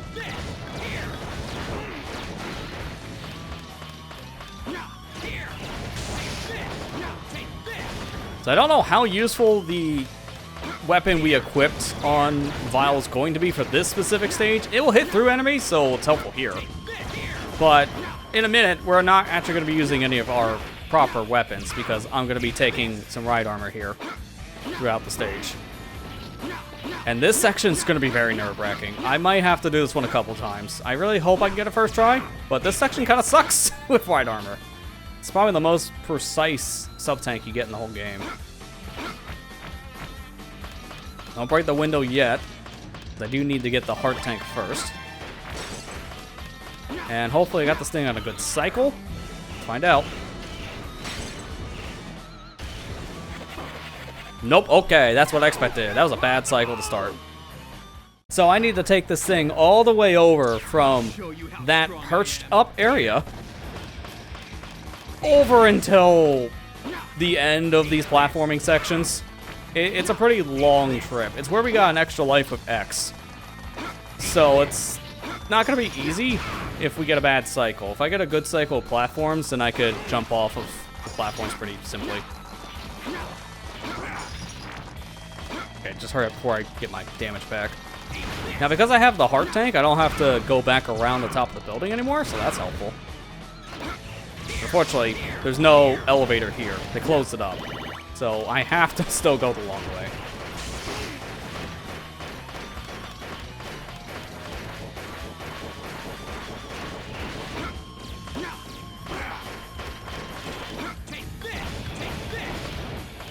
And it wouldn't actually be worthwhile destroying all the enemies around me because they respawn. So getting rid of these fire cannons, it's a waste of time. They'll come right back.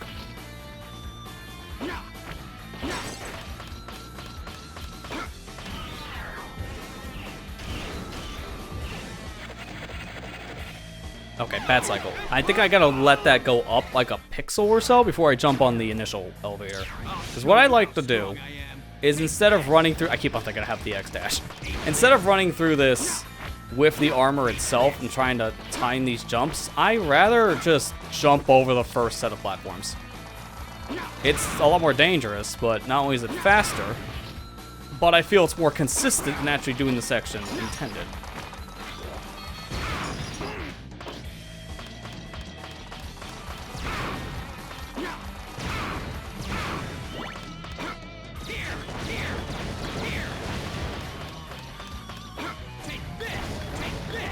I'm gonna be hearing this music in my nightmares, by the way, because it's so repetitive. Again, why couldn't we have different music for every stage? And if we were gonna at least have this theme be in vital stages, just make it the intro.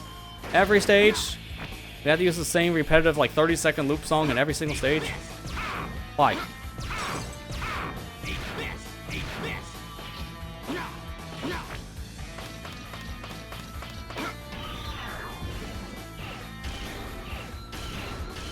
Oh, I don't have that much time if I wait this one out. I actually have to go. Oh, that was actually really terrible. Oh, yeah, we're not going to make this now. I need ammo drop. Yep, no, that's not happening. Okay. Just take the L.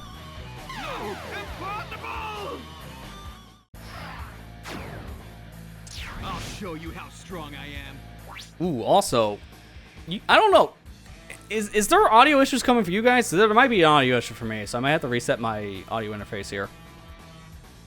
Because I hear like a big scratching sound this whole time, and it's extremely distracting.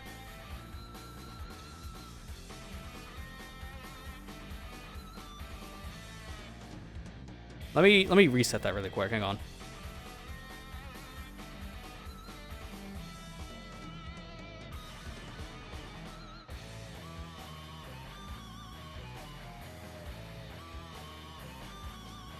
Okay, that's so much better.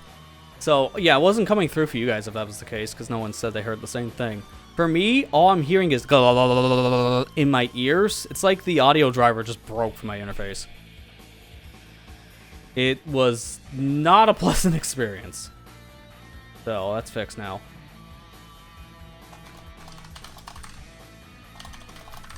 Unfortunately, it does mean I have to split up the file recording, but that's fine.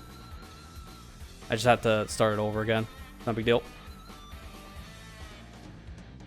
I'll just use this opportunity to at least save that video file on the main drive for later. Alright.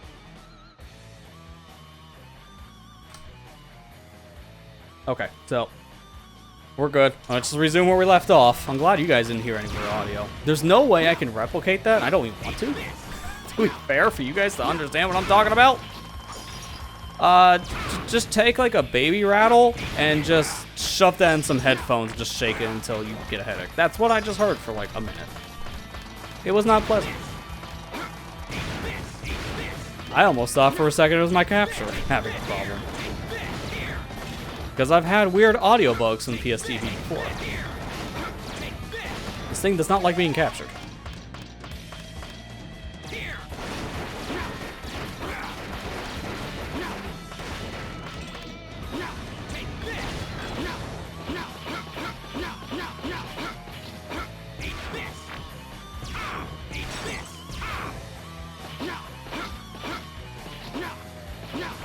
Alright, I have an idea. Let that go up. Wait a second. Okay, didn't know I was gonna get in the armor without being near it. Sure. Alright, well, I'm gonna have to do things a little bit more sketchy. Okay, I got the door. What was that crap? Come on, I didn't even know that could happen. Well, this is burning all my time.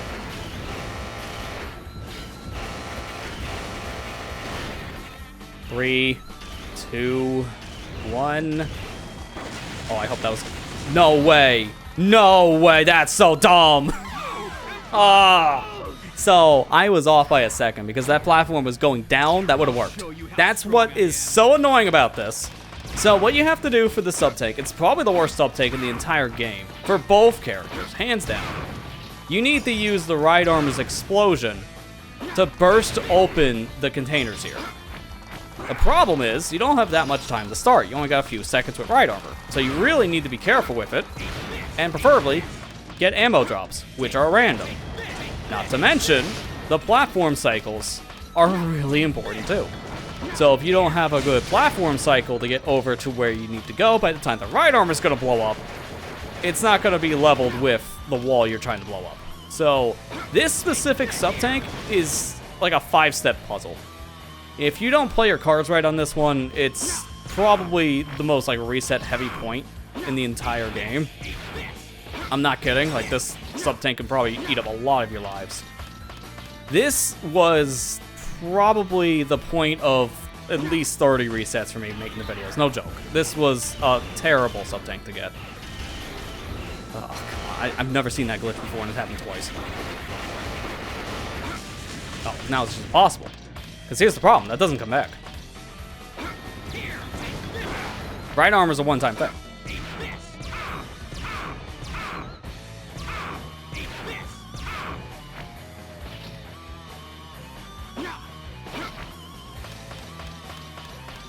Yep. See, it's not there. No, here's your solution if you fail. It's fun, isn't it? This sub-tank is horrible. Flat out the worst one in the whole game to get, because it's very much luck dependent if you get a good cycle just to get over to the stupid thing to begin with. Not to mention that the timer is just strict. And just like with X, I am going after all the hard tanks and sub-tanks because we will need them. There's no hidden upgrade for Vile like there was with X, so no Hidoken equivalent here. Imagine if I got the Hidoken with this character. That'd be sick. Missed opportunity. Oh god, speaking of missing.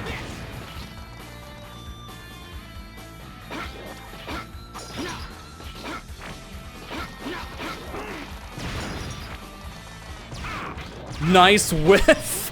This section shouldn't take this long to climb. I should have been at the top by now.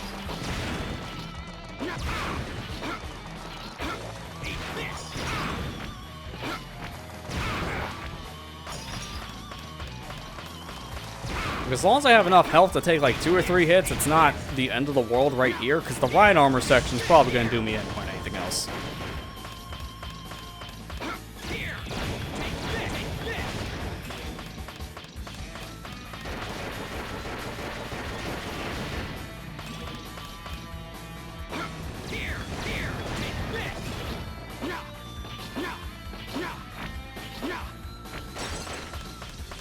Wait for that to go up, then back down. Because I'm going to time this jump better this time. Now we know if we're too far over to the left, we just get sucked back into the building, because that's fun. Okay, too far. Too far. Again, for reference sake, I have not touched Vile's campaign in a couple months. So with this super precise jump, trying to remember exactly where I go, is just going to take a couple tries. I have a down pat now. I say as I instantly fall down the rest of the stage. That doesn't count for that statement. I mean the right armor jump. I have that down pat. The rest of this, that mileage may vary. These are gonna be interesting videos for me to edit. I'm just gonna say that now, because there's gonna be a lot more cutting.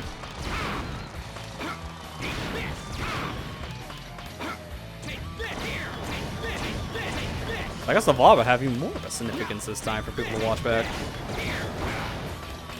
It's gonna be a bit before I can get these out anyways. Like, realistically, if I could edit these fast enough, I can aim for beginning of April for these videos to come out. The plan originally was actually just to stream X today and then stream Vile next week. But because of how X was like a little over an hour of a campaign, I was like, yeah, let's just try this. Why not? What's the worst that can happen? Vile's hard mode happens. You can't even finish the sentence before it becomes a problem.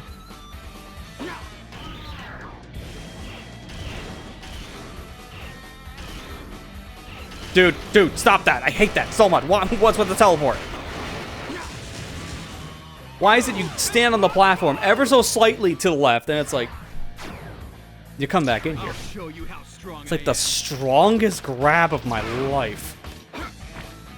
Take this. Take this. Take this. Take this.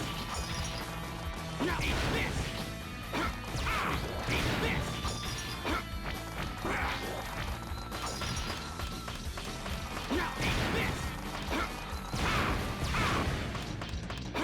Here. Here. Take this. Take this. Here. Take this.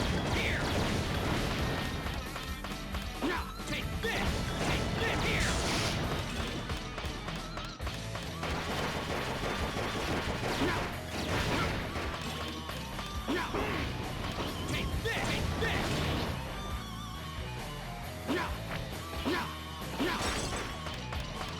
I let it go up, and then back down, and then back up.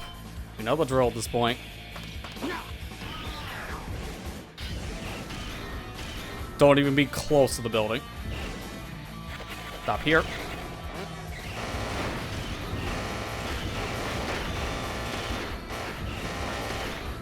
Don't go too far ahead. Just gotta wait this one out. No, I didn't get the dash! Oh, come on! Oh, that's the problem I have with this game's dash mechanic as a whole. Sometimes it gets eaten, and I don't know why. If you press the button to do the dash, it just sometimes doesn't come out. And it's something to do with just how this game reads your inputs. I've had this happen on PS TV, PSP, PS Vita, emulator, you name a system, this happened on all of them. I don't know what it is. There's like some frame drop that happens with the dash. Like it just eats an input for like a frame, and that's all it takes.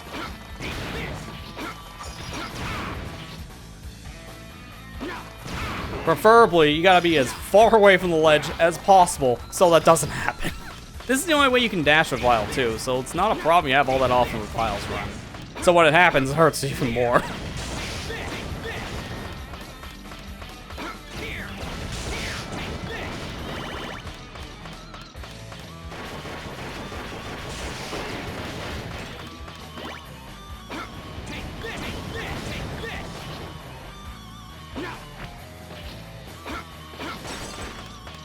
Alright, just wait this one out.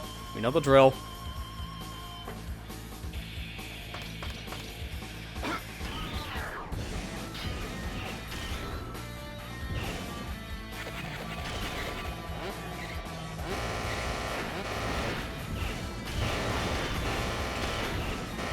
Nice ammo drop. That's going to give me a lot more time to play with.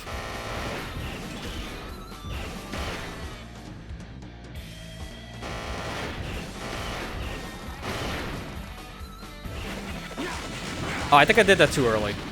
No, that worked. Okay, I was honestly surprised. That was nowhere near the containers. Finally, we're out of here. Because now with this, I don't have to worry about using that Rhino armor anymore. So let's get out of this stage. And hopefully have a decent Storm Eagle. Now, if I get more health, though, before Storm Eagle, I would definitely prefer that. I don't think there's health drops here where X gets a upgrade. Yeah, this is literally just a wasted area. There's nothing here. At least with Chill Penguin's hidden upgrade area, there was actual health drops. But here, no, you get nothing.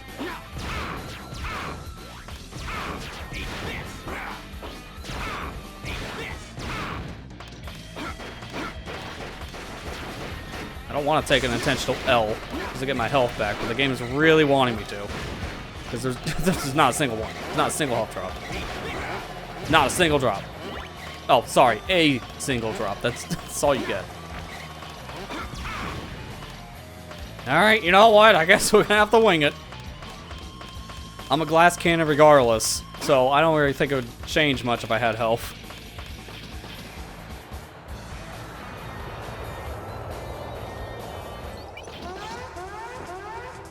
So it begins. Vile. Storm Eagle, how you doing? Nice weather we're having, huh?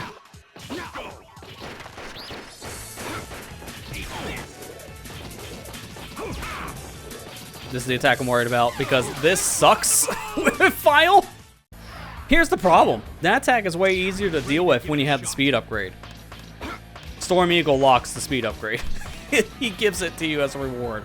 So the initial fight against Storm Eagle is rough. Doesn't help we have none of the weaknesses yet. So it begins. Step into battle. Go.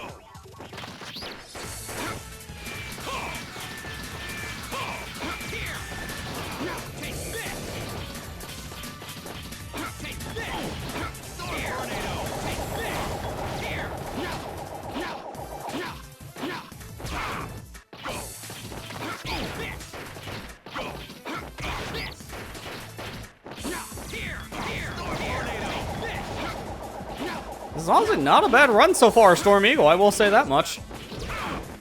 Aim before jinxed. There it is. Thankfully, because we have the armor upgrade, I can take some hits here. Oh no. There it is! There's the jinx. Alright, so I can take some hits, but I also can't fall. And honestly, the bigger problem in this fight is not actually getting hit, it's getting pushed in the stage, because your soul's molasses until you beat Storm Eagle. So, the real problem here is gravity. That's the real boss. Gravity and wind.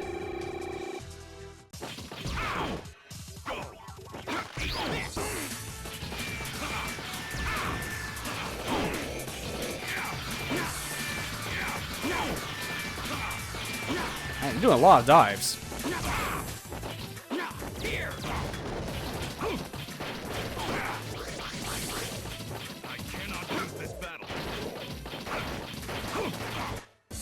Yeah, you know what? So can't I.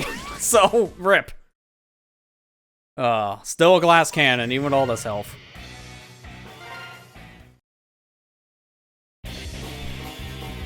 Yeah, we finally, after, what was it, 25 minutes, got out of Joe Penguin. We've just been here now for another maybe 15, because it's mainly the sub-tank. But we don't have to worry about it anymore.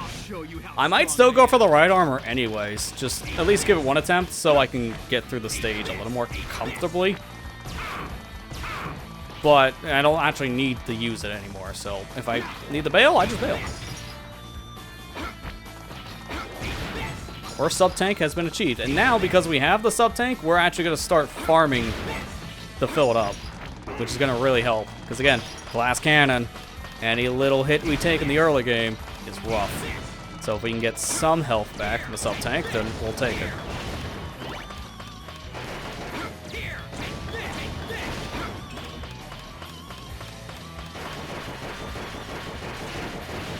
At this point, we've done the intro of the stage so many times, I'm an expert on the patterns. That is not a good thing to know.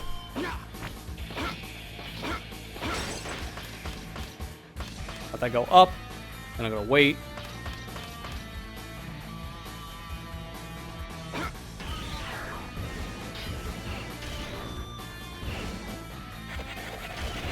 Oh, barely.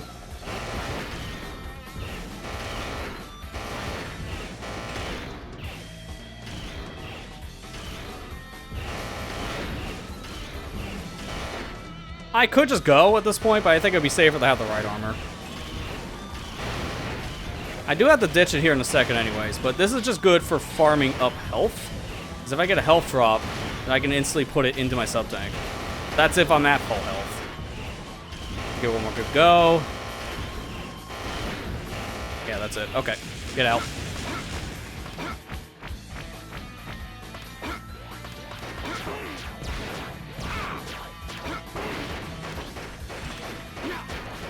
Yeah, Boomerang Kowanger sub-tank, I can see that one being probably your only one getting. That one's not that bad to get, if I remember correctly, as Vile, compared to, like, a lot of the others. I think that one's more obvious with the platforming challenge, especially if you just want to get a move on in the level. It's actually faster to go for it. Like, legitimately, I like that sub-tank. That one's fun. Alright, we're gonna go in with, like, one little set of health gaunts, like, what, 2 hits?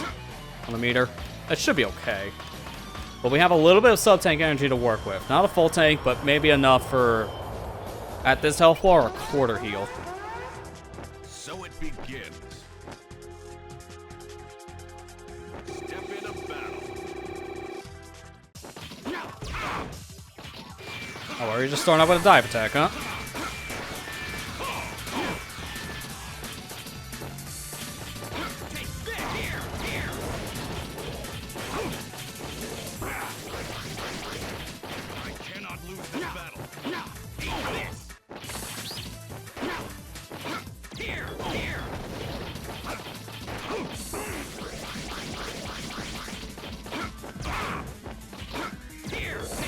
There you go.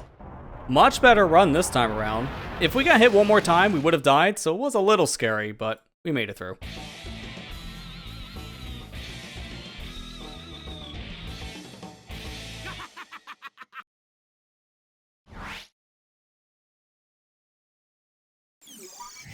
Alright, so now we're finally done with the 2 hardest stages, it seems like, in this game for Mavericks.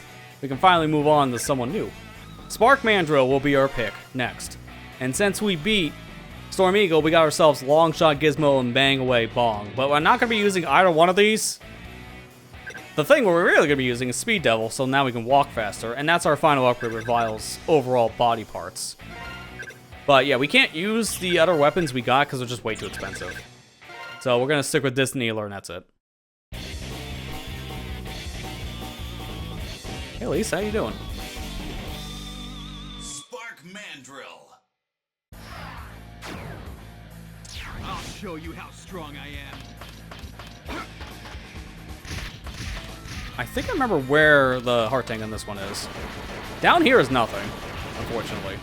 Because this is where you could have gotten, you know, a sub-tank normally, but yeah, that doesn't exist in this stage. Which is good for farming out some health drops.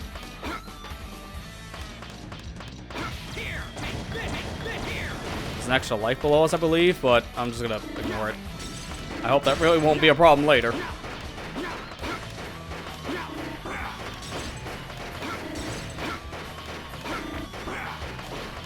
Low visibility is even worse here for Vile, I feel, just because, again, we're a glass cannon. So, just not seeing where you're going and just getting it blindsided by an enemy is not fun. Oh no, yep, it's a case of point. You know, I could have seen him coming a mile away. That one I couldn't, that's just a bad spot to jump. And then he falls right on your head, how comical. I'll show you how strong I am. How's Vile make his weapon? Yeah, that's a great question because with every boss we kill, he just kind of has it. And yeah, good thing to have, but how? Guess he's a handy craftsman. Because maybe he just builds these on his own, like, program or something, just spits it out. Who knows? I would have loved to have seen at least like some kind of cutscene of him building the weapons. Because at this point in the series, we knew Vile more as just essentially a mercenary, not necessarily anything else. So, it would have been good to have like some kind of cutscene to explain how he gets the weapons, like how X has his own cutscene of absorbing it. But we don't know.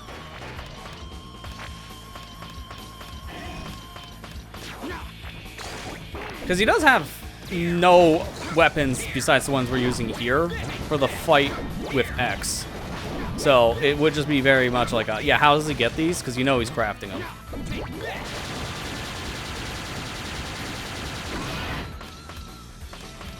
I would love that to actually be health instead of weapon energy when I'm full, thank you.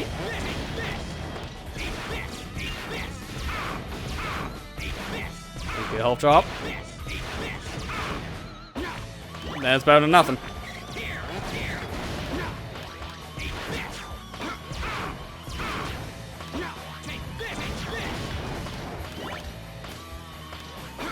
Thankfully, there's health right here, so that will help at least on some of our low health.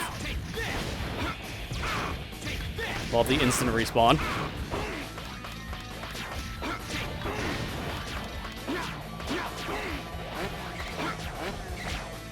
Right armor, give me. Instantly loses some of its health. Favorite. My favorite right there. Oh, yep. I knew that would happen at some point. My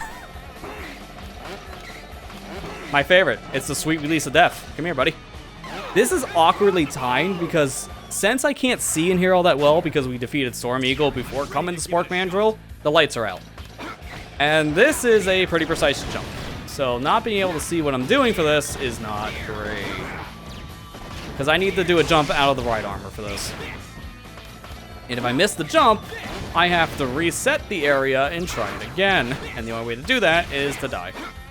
So with our life count being at 0 again, yeah, that's a familiar number. I've seen that plenty of times tonight. This is not going to be an easy jump.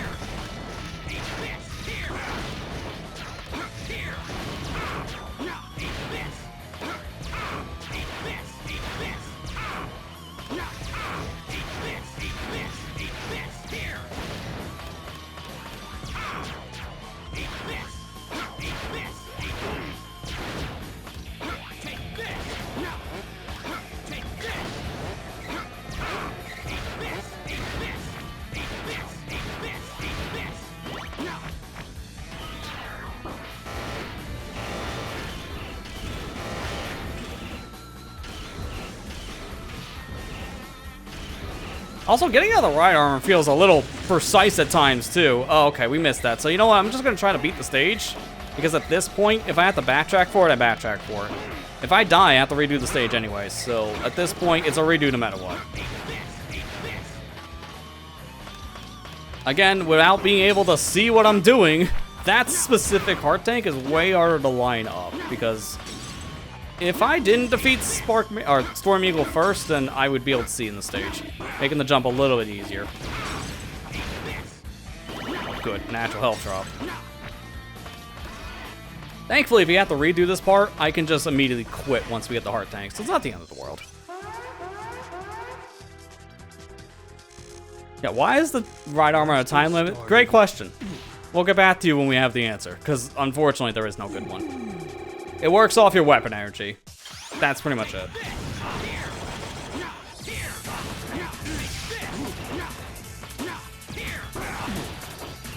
Oh boy. Give me a little bit of health. Better than nothing.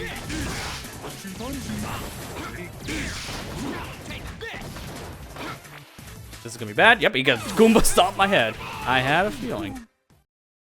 We have game over to every single Maverick. Let that sink in. Let that sink in for a minute. Oh. Alright, I gotta make a save because at this point, I'm just wanting to at least get some saves in.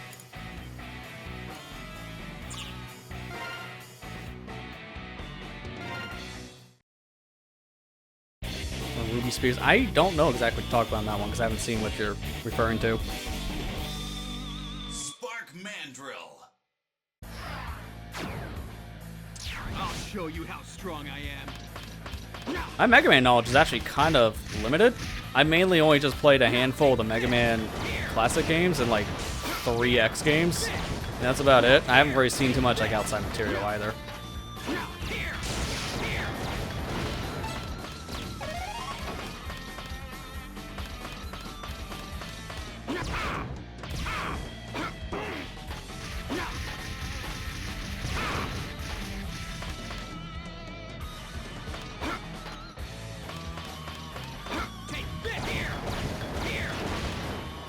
Yeah, won't be turned to a popsicle. Yeah, I mean, he's still not gonna be happy that someone defeats him, but at least Spark Mandrill's like, you know what? Finally, someone doesn't have an ice gun on their arm, so I can at least move.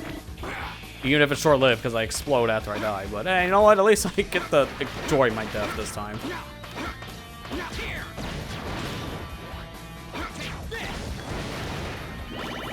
Nice health. Rather take the hit from the projectile than from the enemy.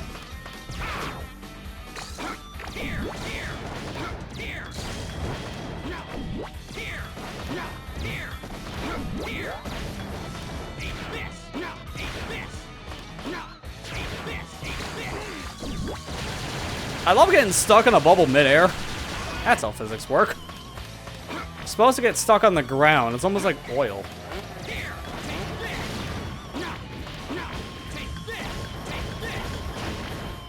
There we go. Clean.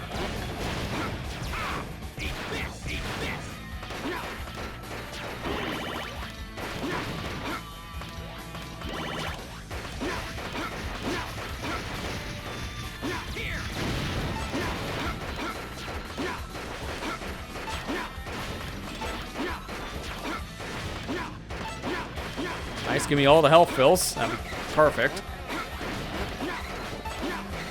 Because now we won't have to worry about Spark Mandrill. I'll get out of here.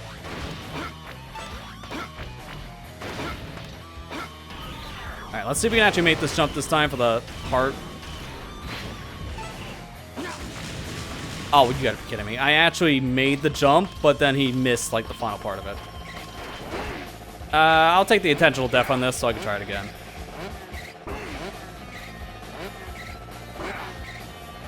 And a show produced by Ruby Spears? Interesting. So, Vile's episode, Spark Mandrill and X were in it. Vile's more not him. So, I'm guessing there was a lot of character differences in the said show. I do remember, now thinking about it, when I was like really young, I remember seeing some of the Battle Network TV show at the time that was airing. I saw like maybe 1 or 2 episodes at most, because all I remember is it was that design of Mega Man. That's literally all I remember, how he looked. So it's very faint. I've not really seen anything since. I heard it was a pretty okay show, though, from what people said, like, years later. At the time it was running, obviously I had no idea what it was. And it was on a channel I think I didn't even have at the time? I can't remember. That or it was just in a bad time slot. It was one of the two. Probably the latter.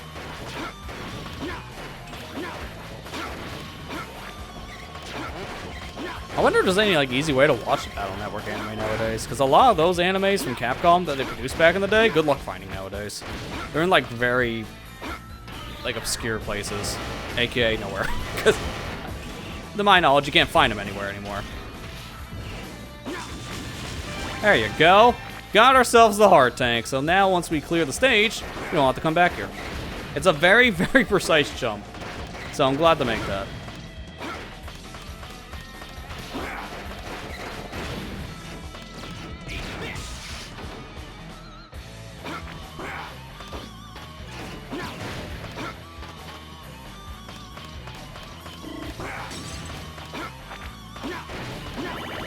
Nice health drop. Love to see it. Nice again. Almost let that fall in the pit, but hey, we got it.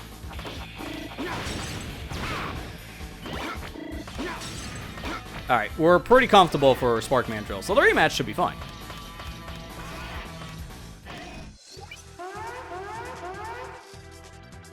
Like, roll EXE, give him beep, whatever. Okay. It sounds like the show is pretty interesting in a lot of ways.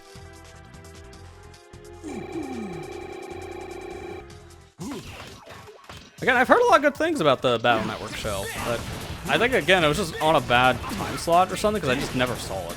But also, I didn't know who Mega Man was back in, like, the 2000s. It wasn't until, like, the 2010s I was really starting to figure out the character.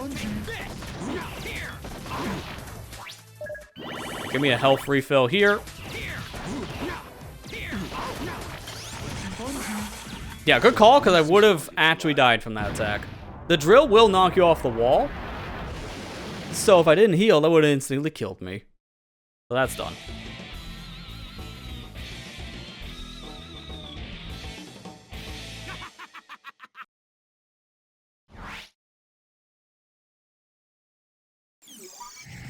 So, our next stage to go for is going to be here.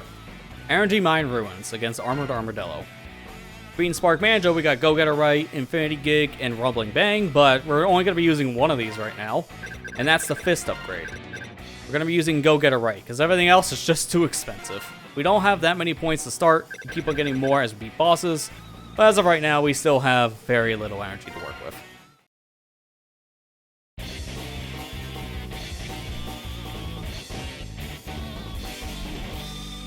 Armored Armadillo.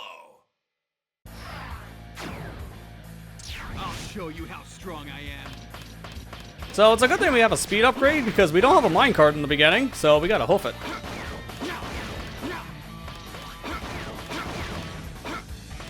I keep on despawning these drops. I am not a fan of that. So this stage is a perfect stage if you wanted to grind out health refills for your sub-tanks, because you get a lot of drops here from enemies, and you just go back and forth in this beginning area to constantly respawn all the enemies. And there's just so many things here, you're bound to get drops.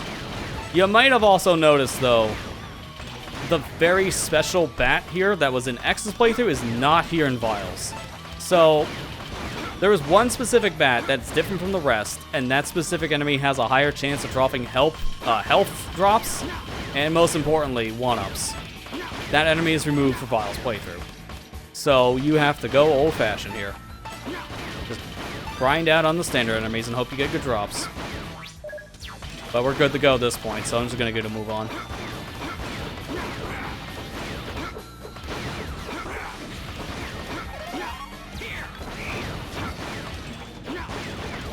It feels nice to finally have some of my upgrades, because now I'm actually starting to get into the swing of defeating enemies really, really easily. But now a lot of the upgrades in the beginning, Vial is very, very rough. And it doesn't help that hard mode is really not making that any better. The right armor.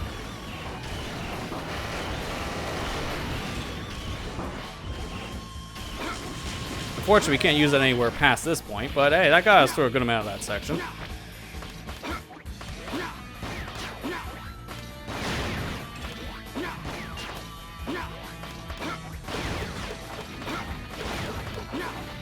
This section is very satisfying if you can pull it off right, because if you just move fast enough and punch, you don't really have to stop outside of like the ostrich enemy, and that's it. Especially in this room because you have falling rocks, so you just want to keep on moving and punching. More right armor. Unfortunately, I gotta ditch it here because I just can't go under the wall. And up here is a health drop, and now for the last part of the stage. This part's gonna be a little nerve-wracking.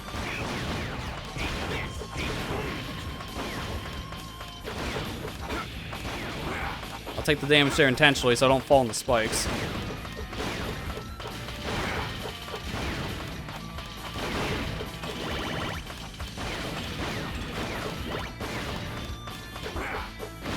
I always get hit by that one specific enemy. It's in a terrible spot. So this section has a whole bunch of flying platforms, like with Sigma Stage 2 and X's playthrough. So I have to be very careful with the timing of my jumps, because it's very, very easy to fall right off, just like how I'm demonstrating here. So thankfully, using my arm cannon, I can stagger my jump in the air and just kind of fly for a minute. It's going to be really important to do that because of how often I fall off these platforms. Now I gotta wait here a minute because I'm trying to line myself up with the ending section here. Because there's one more platform, and this will take me over to where you get the Hadouken normally, because up here is a heart tank.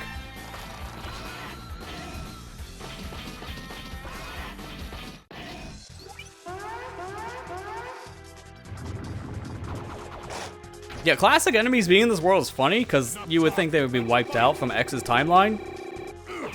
Apparently not, so were they frozen away just like with X? Who knows? Or they reverse engineered. Is that all you got? It's no use. Is that all you got? Is that all you got? It's no use. No use. I love the repeating voice lines, by the way. It wouldn't be a Mega Man game without those.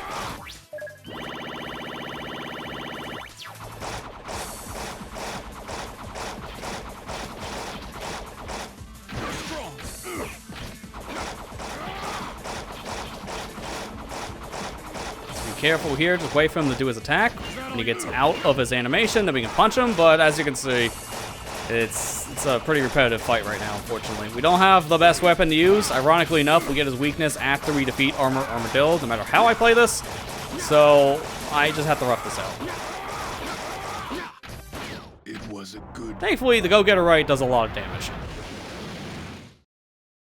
Yeah, the Flameheiner box of X7, yeah, 100% the most can you please be quiet boss, because he screams everything he does. I believe the pyro guy from not Maverick, what was it? Mighty Number 9 flat out was just based off of that enemy, which is why would you take the worst boss fight from Mega Man X7 and base that into a new boss fight for a Mega Man spiritual successor? Why? It's one of the many problems that game had. Moving on, our next stage is Flame Mammoth here. And for defeating Armored Armadillo, we get ourselves a laundry list of different weapons: Zip Zapper, Egotistical Pill, Territorial Pal, Dead Star Hug, and Peace Out Roller. It's a lot of stuff. But we're mainly just going to be equipping Bang Away Bomb.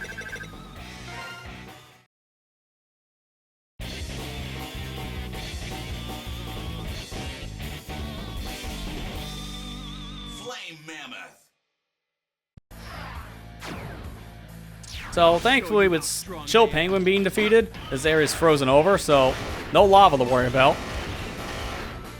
But with Fire in the beginning, it wouldn't matter. Do the double health. You always want to see the double health drops. Give me a little bit of that armor back, that's always preferred.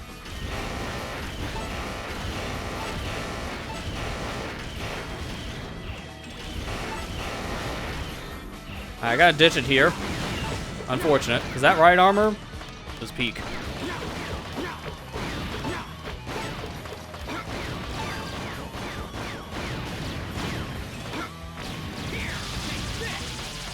Right, give me the health here, or not the health, the life. Get rid of this enemy so I can climb the wall and grab me a heart tank. And I'm gonna just take the top half to be safe, because there's a lot of enemies down below I don't want to be dealing with.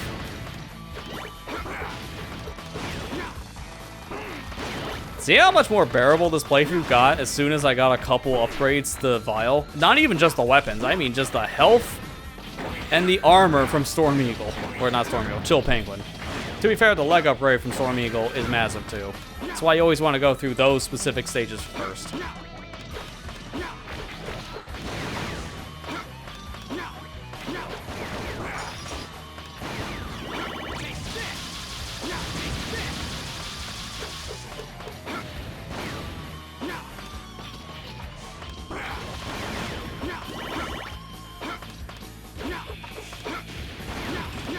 Very careful at this point, because we got a lot of health. So I'm trying to keep as much of it as possible going to the boss. Because if I can have more health for Flame Mammoth, the better.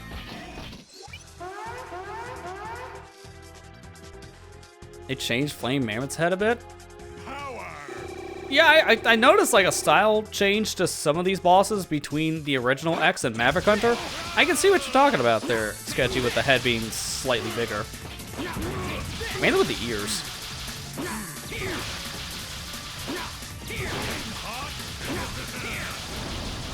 Thank you, Bang Away Bomb. Just wrecks this boss.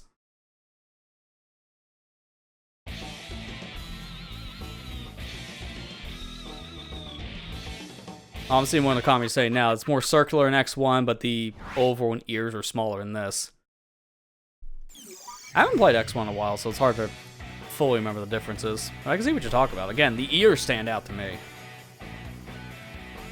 Our next stage is Subterranean Base with Launch Octopus. And now for being Flame Mammoth, again, a laundry list of things. Some of it from the boss and some of it just for progression.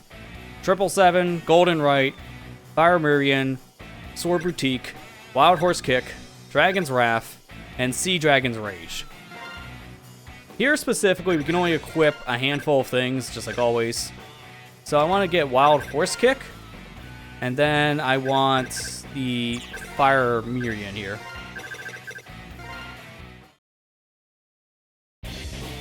Squidward.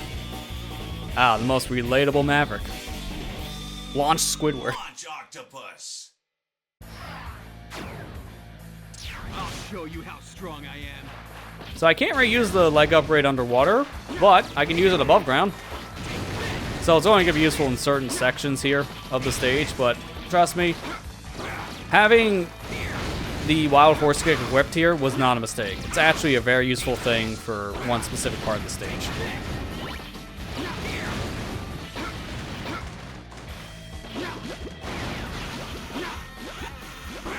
Just gonna take the intentional damage here, just push my way through. At this point, I can actually take intentional damage because we got enough health to do it. And also the health upgrade stuff with the armor. And Go Get It Right just wrecks the submarine. Just a handful of punches and it's already down. The fish, on the other hand, I wish I had something a little stronger. Still works. There you go. Another sub down. Give me the health. Notice something missing here. No vortex. There it is. I was just a little too early for it. Gotta wait for it. So this is where having the flamethrower really helpful. Because it can just burn through the top of the ship very, very fast.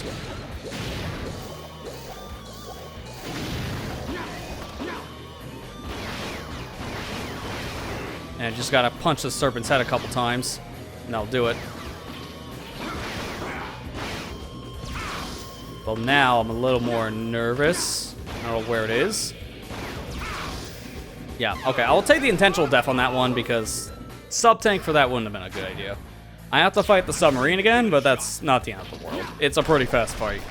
Realistically, it can give me more energy for my sub-tanks.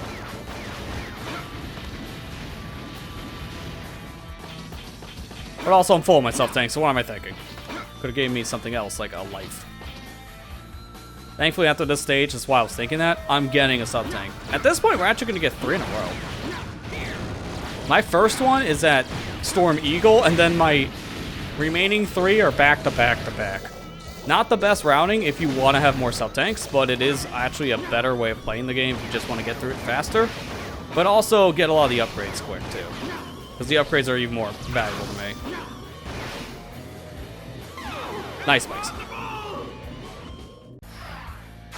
The launched octopus working 9 to 5 like Squidward. He's just so relatable.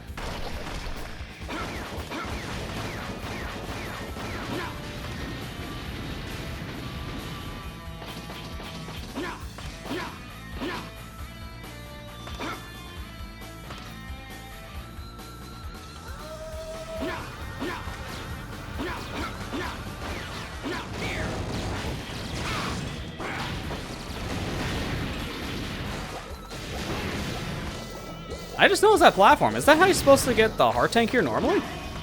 I just always get it a different way. You'll see in a minute. Man, why am I having a hard time with this room? It's not the boss, it's the room. Because realistically speaking, these spikes, not great when you're falling with the camera, not panning to it.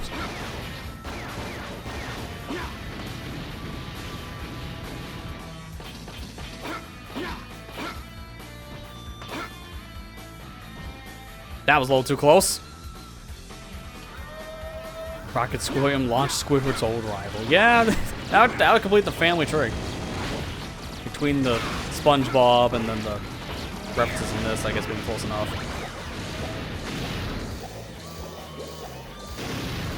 I kind of want to see like fan art of Launch Octopus now Squidward. That'd be actually pretty sick.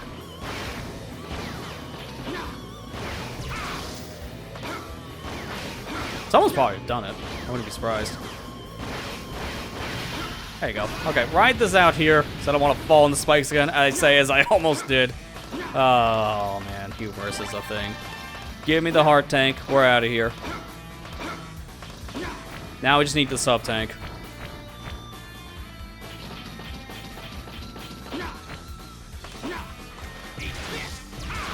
So how you're supposed to get this is actually from platforms from that ship. So you're probably supposed to get that first. But what I like doing instead is just get on the very edge of this platform, jump, and then stagger your jumps over with your arm cannon. And you can just reach the sub-tank. Because realistically, I'm going to have to destroy the ship to get down to where the heart tank is. So that's not going to stay there forever. Which means that platform's kind of useless after a certain point to get to the sub-tank. Nice, got the quick kill. That's good. Unfortunately, no health drops. That's not good. I could just wait here for a minute, try to grind out health from the fish. But we do have one sub-tank filled, so we should be okay. So let's go fight Launch Octopus.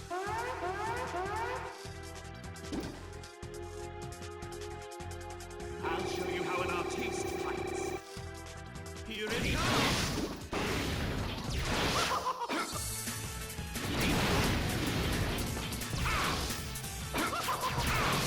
It really does help to know you can angle your arm cannon. I have to say that because when I first played this game, you might even notice in the Let's Play footage, I didn't know how to do this.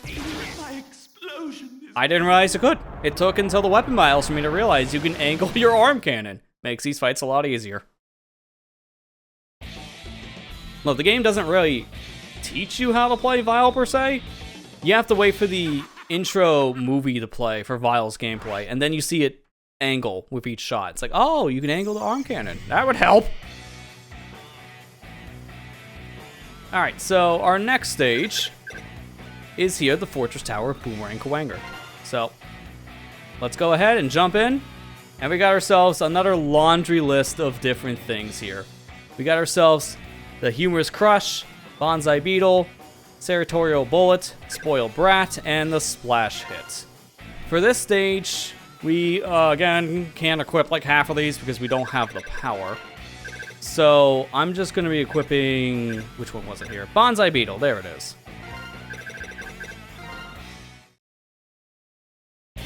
The weapon names in this are very goofy, by the way. It's hard to remember what weapon does what by the name alone. Boomerang Kawanger. I'll show you how strong I am. Alright, so the beginning of this stage, thankfully because we have ourselves very powerful weapons, I could just attack enemies with these from a distance, not to worry about it. So, immediately get rid of our first ball and chain enemy. Even the flamethrower can make some short work of these enemies too. Just like so. Be careful. Gonna hover around the bullets. That was very nerve-wracking. Take out our turtle.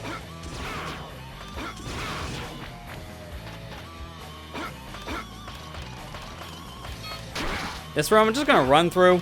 You're supposed to wait for these lasers to turn off, but honestly at this point, they don't do as much damage, so you could tank some of the hits, even in hard mode.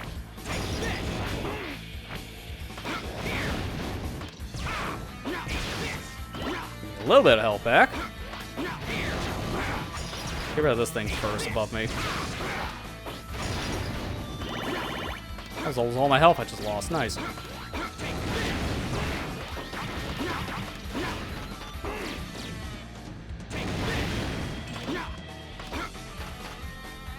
Okay, now we're coming up to probably the most interesting upgrade in the whole game to get for Vile.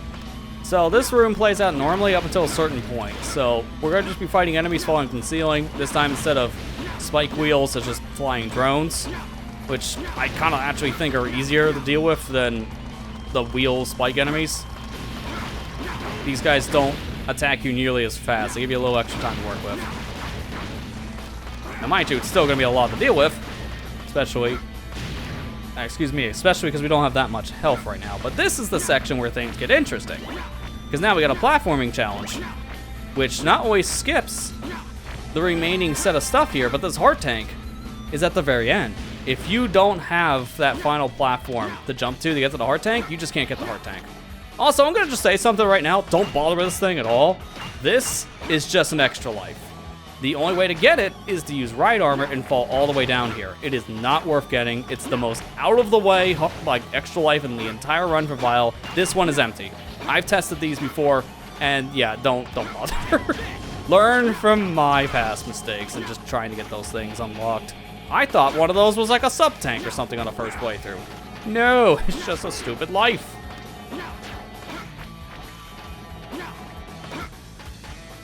Because here's your ride armor. It's used to get this, which unfortunately we cannot get this said sub-tank right now, so we're gonna have to leave it. Because here's the stupid part. We're gonna have to come back into the stage immediately once we are done fighting Boomerang Kawanger. Because we do need a boomerang to get that. It's the only way. So we will be playing this stage a second time just for one sub-tank. It's unfortunate, but that's just how things go. Kind of want a health drop here. That's lucrative. Something more than just like 2 pixels. If I don't get another one here in a minute, I'm gonna have to use probably a sub-tank for the boss. So I might just take an intentional death with Boomerang Kawanger. I just want to at least get to the boss so we can have a checkpoint. Alright, so we're fine on that. We got a checkpoint. So I'm probably gonna just end up dying almost immediately here. I'll try to fight the boss normal, but realistically speaking, it would be good to have a health refill right now.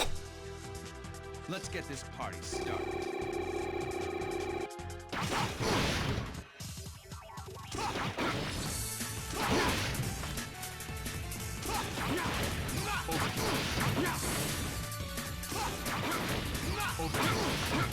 Okay, keep it up. I like this fight. He just keeps on going back and forth. Yeah, let's go. Easy fight. He didn't use his boomerang once. I am shocked.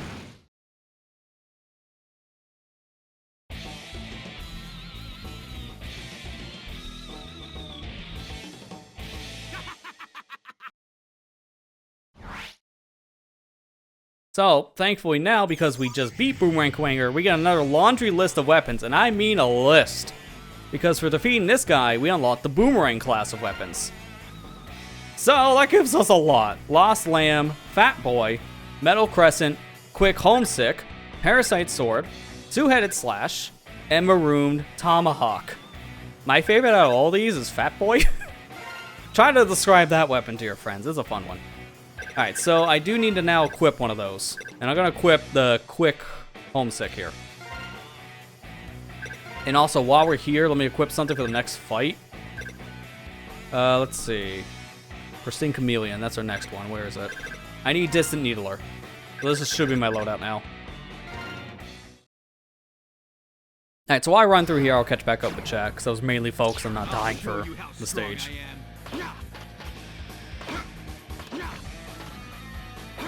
Gonna talk about X4. Hey, that's fine with me. I like 4. Zio got bottom half blown off, survived, but ours was fine after his right arm. Yeah, there's some inconsistencies with the X games, go figure. One character has their limbs completely destroyed from right armor, another one does the same thing, they're fine. Yeah, that makes sense. Now, mind you, we also see Zio get destroyed, I swear, like every game. And he keeps on coming back. So, I think the fact of him getting his lower half destroyed at this point might as well just be a meme inside of the X community, because it's a consistent thing. He always loses body parts and gets them back the next game. I mean, he's a meme for hiding himself or repairing himself. Like, everyone knows that line from X6 for a reason. Like, I hid myself to repair myself. It's the most infamous line from this whole series. It's just as bad as all your base art belong to us, or your wiener. Because it makes no sense, and it's very far-fetched.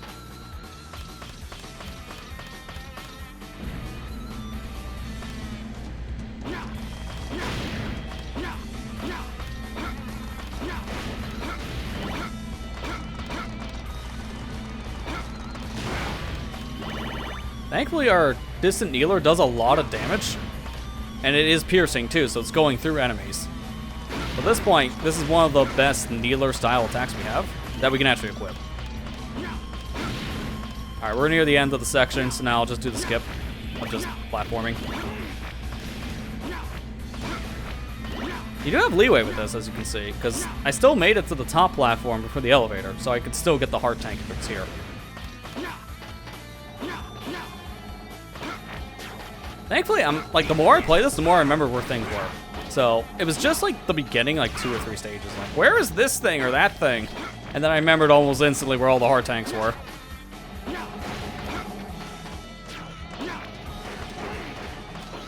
Really, it's just the stages, like, with Chill and Storm, I think were the worst parts of this so far. They were just really kicking my rear end. Alright, so we're pretty much at the sub-tank now. So, at this point in time, we're actually at our end goal, which is great. I'm gonna leave that, actually, because what I'm gonna do is I'm gonna grab this, and now we got our sub-tank, I'm gonna go for the extra life. This is the only time I think it would be worth doing.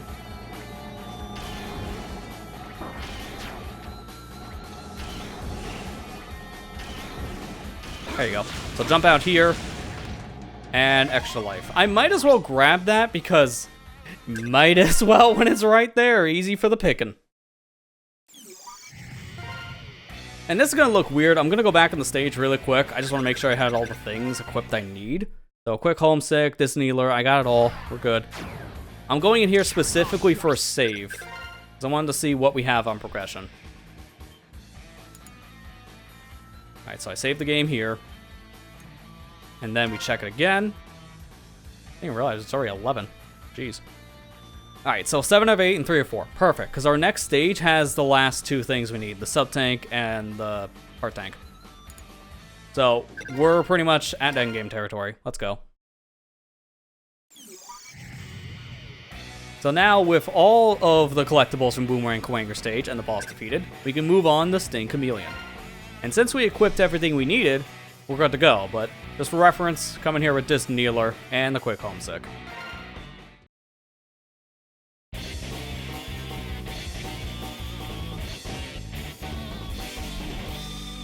Sting Chameleon. So immediately when you start the stage, you may see something glowing in the tree. Use a boomerang.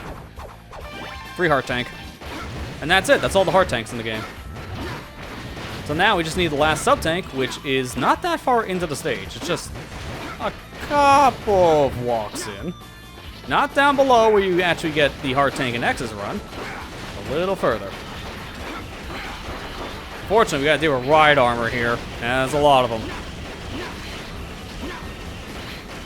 If I can have them both jump down the pit, that would be preferred, because I don't want to be fighting multiple ride armor men. Oh, this is kind of dumb. I'll use a little tank for this.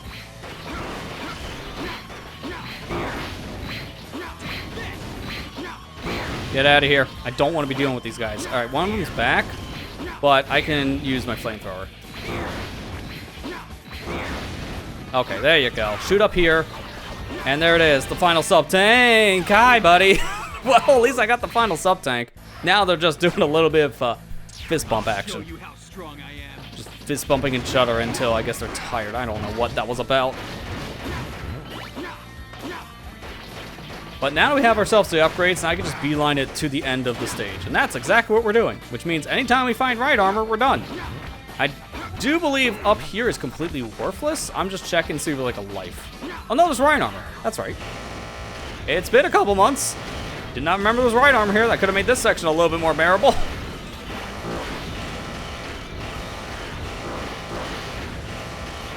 That's also how you're supposed to get that sub-tank to begin with, too. So you're supposed to jump out of the right armor, so it's a one and done.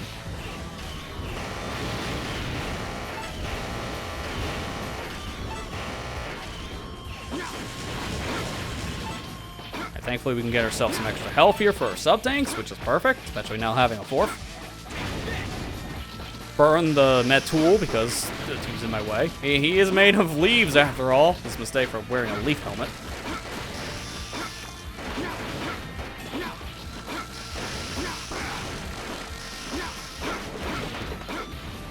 Here for an extra life. And just beeline away through the sewage. And now, we're at the end of the stage. And since we have ourselves a boomerang equipped, we have the weakness for Sting Chameleon, so this will be a pretty simple fight. Very I was gonna say rhythmic. It's like, no.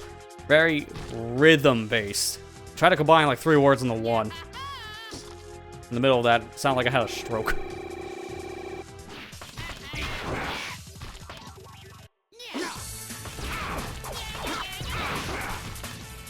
So if I keep on hitting him almost immediately when he gets back on the ceiling, Sting Chameleon won't be able to do anything. It's just a very back and forth fight. And that's it. That's our final Maverick defeated. Now we're ready to head into the Sigma stages.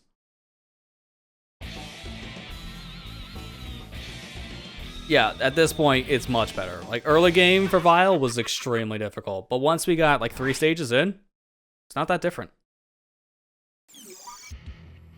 Vile. As a robotic eye despite being a robot? Well, that kind of feels weird. How would that work? That's a good question.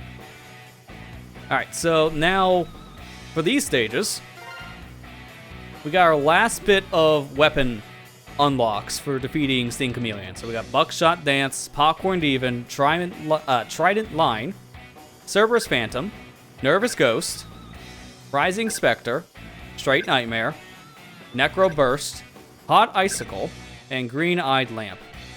Can I just say, Nervous Ghost is just my spirit energy right now because of going through all this has made me a very nervous Vile player.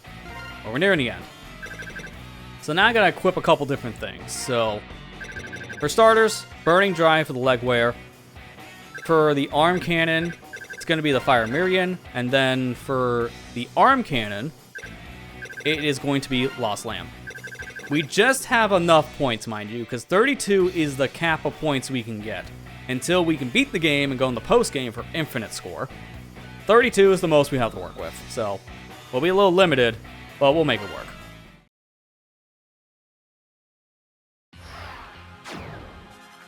I'll show you how strong I am. And before we do anything else, I'm going to do a quick save here, and I'm going to see if everything's good. Plus, it's good to have a save at this point. So I'm going to do it in Escape. It's going to look weird, but trust me, this is just for some video production stuff. Just makes it easier on me. I got to save again, at least to bring out the prompt. Yeah, so 8 of 8, 4 of 4, we're good.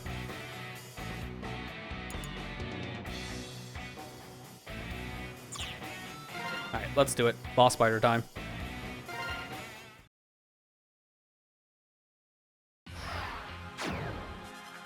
I'll show you how strong I am.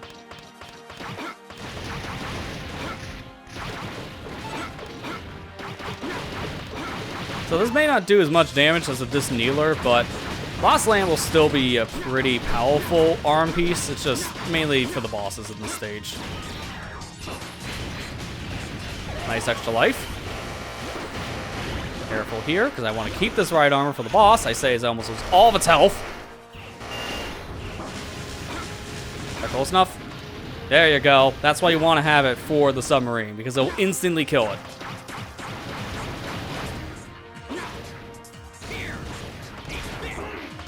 I just get away from all these fish, because unfortunately my leg piece doesn't work underwater because it's fire. So I can't use that here. Here we go.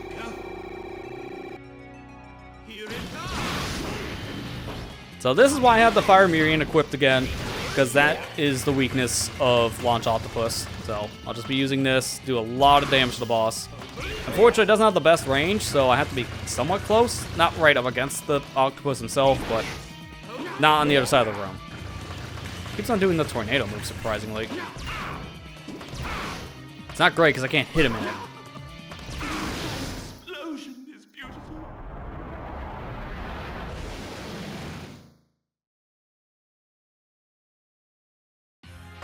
Alright. Now with that Maverick done, let's move on.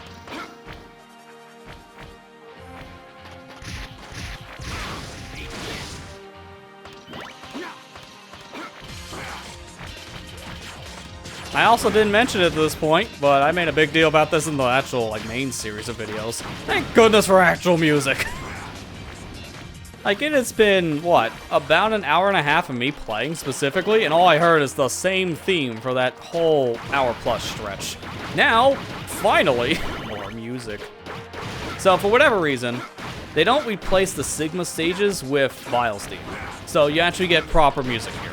It's not the same repetitive jingle you've been hearing for your entire adventure up to this point. I don't know why. I don't know why these are the only stages in the whole game that didn't have their soundtrack changed. But I'm glad that they don't have their soundtrack changed, because I'm tired of hearing the same repetitive jingle. It's a fine enough song, it's just, it repeats itself way too fast. That's its biggest problem.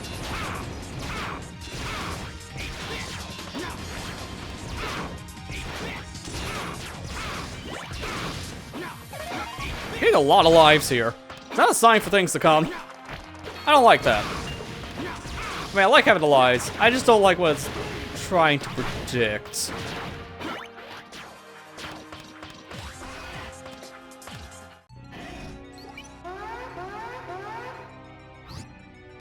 So this is a missile type weapon, so it is a weakness against Boomerang Kwanger, but Lost Lamb won't be as easy to hit this boss with compared to what we used last time, because it has this weird spread shot.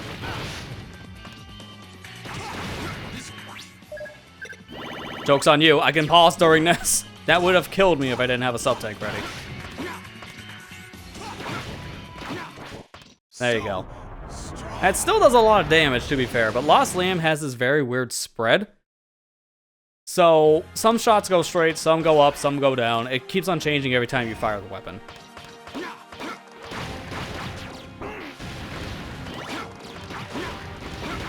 This room kind of sucks right now, by the way. I would like actual health, though. This is why, because everything in this room hits like a truck. There's also a lot of enemies. I'm ready to give it a shot.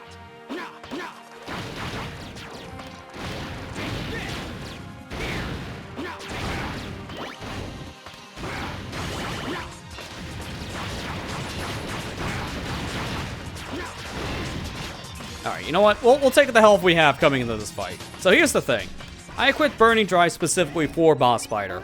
It's good for clearing out enemies, but it's also not the biggest attack because it drops where Vile's standing. So that is why it was not great to clear out enemies in that room. How did that not hit? Here's the other problem I have at Boss Spider. We experienced some of it in the X playthrough, but here it's worse. He doesn't give you much time to attack. So, because of that... Oh, nice set of spiders again. You have to hit him almost instantly using Burning Drive. So, it's gonna be an interesting fight, to say the least. It's because of how strict his hitbox is out for. But it does do a lot of damage. That's like 3 bars of health.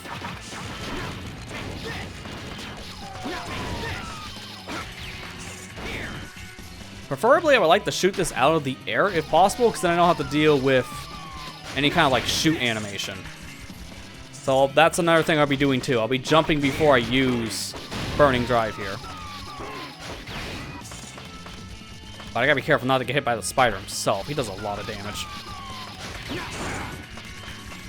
Alright, we're kind of tied on health. I don't have any more sub-tanks, so... one more hit. For both of us, apparently. I didn't think that was enough to kill me! Oh, that's fun. And I can't go backwards. Door's locked. So, we're committed. No sub-tank.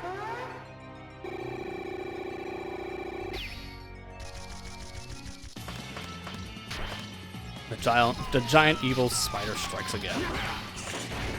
Literally strikes.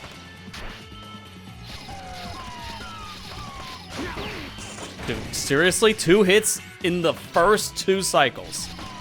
It's not a good start. That was too early.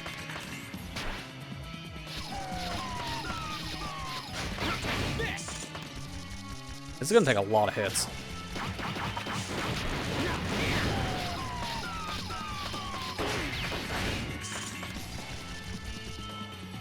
I do wish that the Burning Drive had a better explosion radius, because this explosion radius is just kind of bad.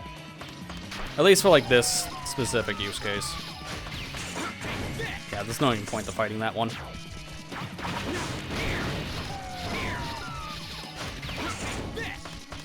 Not even close, too. That's another problem. He needs to be closer to me. He's on the other side of the room. Can you please stop going left? What is this, a NASCAR race? Come on, dude.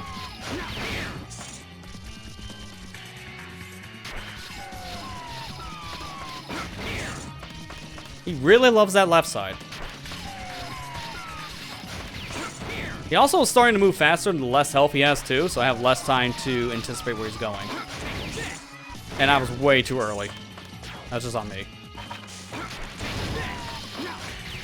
Don't even bother. Wow, that was the most straight path he could have had besides straight down. There you go. Alright, 2 more hits. He should be good. That did not hit. Are you kidding me?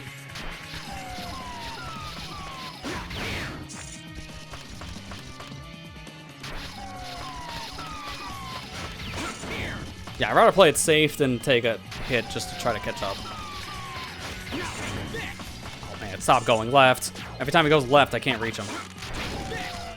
Oh, and the spiders, man. That was... I don't want to get hit by the spider or the boss spider. Take your pick. Either way, I'm getting hit by a spider. Ready to give it a shot. What type of battle exterminations have with spiders? I mean, this is definitely one I want to exterminate for good. Boss spider's just always annoying to fight, no matter what character you're playing with.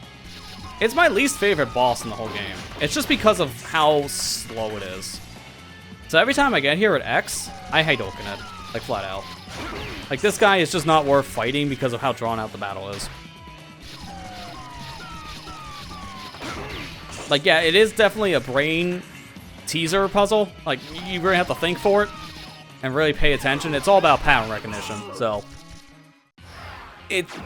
It's rewarding once you figure it out, but if you have to do it for 20 minutes, that's a whole other argument. And it feels like 20 minutes.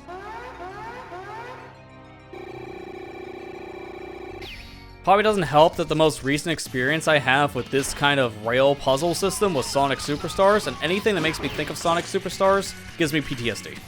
Because I did not have a good first experience with that. I know it was fun for the viewers, but for the one who played it on a stream, jeez, man, I was miserable by the end. The reason why that's still like my longest like stream I think I've ever done for a first playthrough of a game of like 8 hours. And that was just for part 2.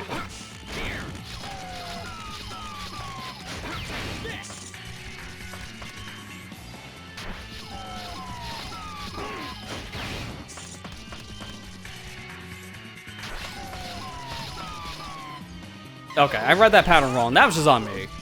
Again, this boss is really bad for hard mode because I'm getting hit for a quarter of my health. So now picture this if I didn't get a single heart tank. Even with the armor upgrade, this is an insta kill without armor. With or without, it wouldn't matter.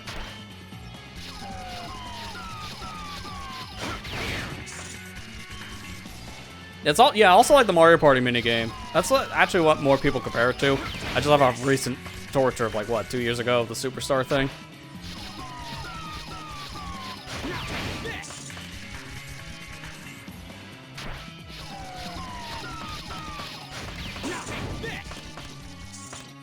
Just stupid difficulty like Superstars. I do think the problem I had with the Superstars difficulty near the end was just I was playing on PC. And the game didn't seem like it was properly coded for PC when you like do high frame rate. So because I was running at 120 FPS, the game just broke for the final boss. That's probably why it actually messed up, because everything I read, it was all about frame rate. Which is really stupid. You would think AAA company like Sega would actually bug test their stuff, but, you know, they never do that. We know that for sure.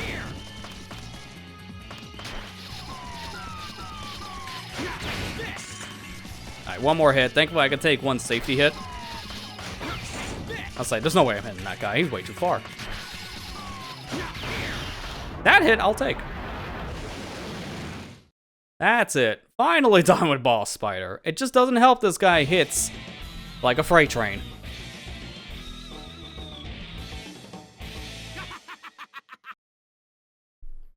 Alright, 2 more stages to go. And then we're done. So next up is Sigma Palace 2, Rangdabanga here. And this is going to be interesting because, what do I need to do here? I need to unequip some stuff first. So I need to go for Wild Horse Kick. And then I need Cerberus Phantom. And I did all that specifically so I can afford the Golden Right. This is by far the best fist weapon in the game. It's super powerful, but it takes up the rest of my ammo slot. So it is worth downgrading my arm cannon and my leg cannon stuff for Golden Right. It's a very short fist though, and it's slow, but it hits like a tank. So it's worth it. Case in point, that right armor just got instantly nuked.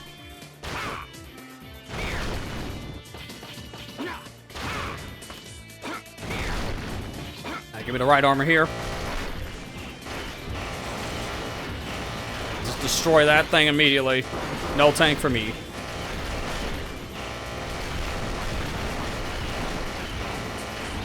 And we're done. That's all she wrote. Hopefully you're enjoying your first time at a stream, Sketchy. We do these pretty much all the time. I've been streaming a lot more regularly on YouTube as well. Streaming as well on Twitch.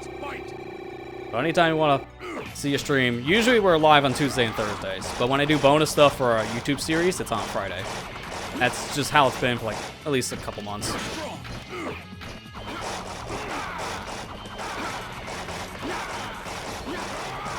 careful here, just keep on dodging. In with the fist. Oh, I actually punched, I think, a little too early. Golden Right does a lot of damage here. To Spark Mandrill. Or Spark... Armored Armadillo. I'm thinking of his weakness, sorry.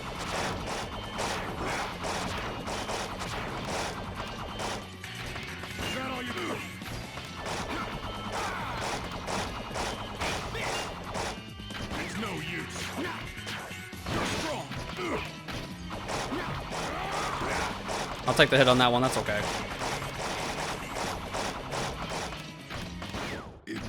There we go. No more Armored Armadillo. Sadly, we can't knock his armor off because we don't have an electric weapon equipped, but I never have a reason to have one equipped. It would make things easier if we can knock the armor off, though. I just prefer what I have now for my loadout.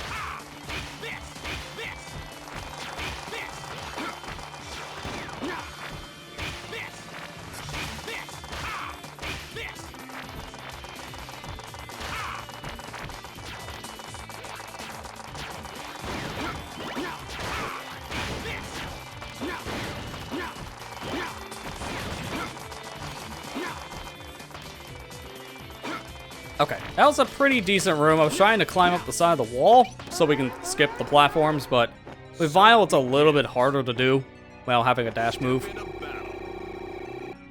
Now for Storm Eagle, it's gonna be a pretty easy fight because of Cerberus Phantom here, because that is his weakness. Unfortunately, I still get hit real hard here. I'm gonna just take a little bit of energy back, even though it's like next to nothing.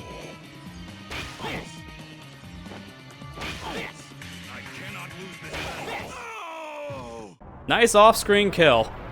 Don't have to worry about him anymore. My lefty really enjoyed that dying animation that I couldn't see. No health here for Vile, unlike X had in his run.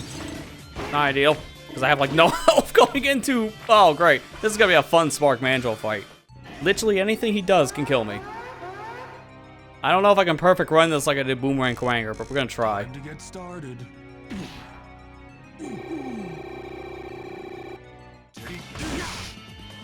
That did not last long at all. That wasn't even a second. Preferably, I would rather do this fight with actual health, so that's not really the end of the world.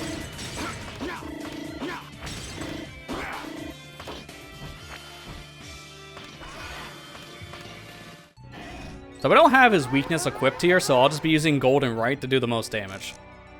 So I gotta get pretty up close and personal with Spark Mandrill.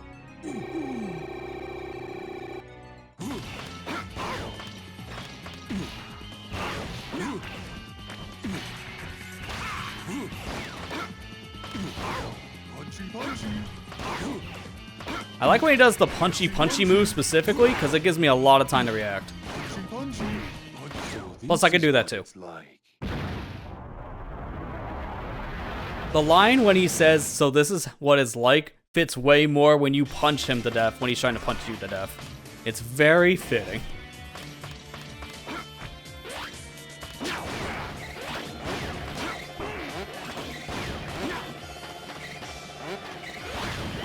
Don't really have that much health here. I'm not comfortable with that. We might be taking an intentional death going into the boss fight. I'll try to fight it for a little bit, but we might not be surviving for that long. Because I need health, and there's no health drops. Because Rondabanda does a lot of damage. Also, I swear, every time I have to pronounce this guy's name, I don't know what it is, but I keep on changing the pronunciation, because this thing has the most weird name of any boss I've dealt with in gaming. I've said Rangnabanga, I said Rangdabanga, I said Rangdabanga before. It's like, this guy has like a new name of the week for me. I just, how the heck do you say this officially? I always have to use text-to-speech programs to get even close.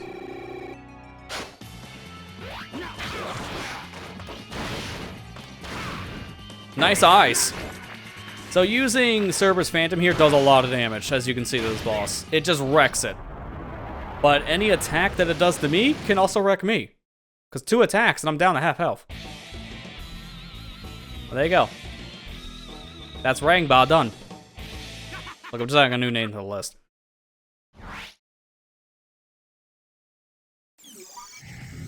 So before we go on to our final stage, and yes, this is the final stage, because gee, I wonder who we're fighting here. We're going to take a quick intermission to grind some sub-tanks, because I need sub-tanks. So, let's do that. And during this time, I'll use the opportunity to catch up with chat, too. Because a lot of this is really needing my attention more than like anything else I've probably done for like in these bonus streams, because of how hard this Vile hard mode has been. But I hope you guys have at least been enjoying watching this.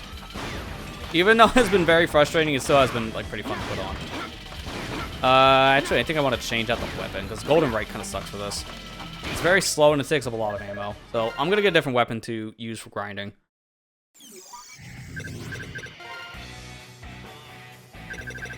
Everything else is fine. I'm just gonna put back on the Go Get It Right. I think that'll be better. I'll show you how strong I am. Can tell the pun is supposed to be a new thing. I think the drill thing specifically is new. It might be like pseudo-intentional for the pun. I don't know if that was actually intentional or just a happy accident. But yeah, I do believe, yeah, drill thing that's new for this. And any kind of like extra thing on top of that for like a joke. Probably just a happy accident, I would say.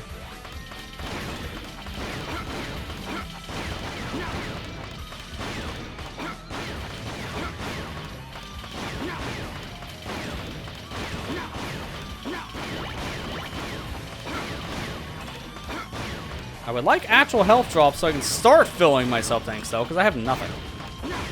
I have literally nothing in these sub-tanks, and without health, I can't fill them. Because this area is the best place to grind, but in hard mode, again, I cannot confirm or deny, just like with X, if health drops are less common in hard mode, but it definitely feels like they are, because I don't feel like I get enough.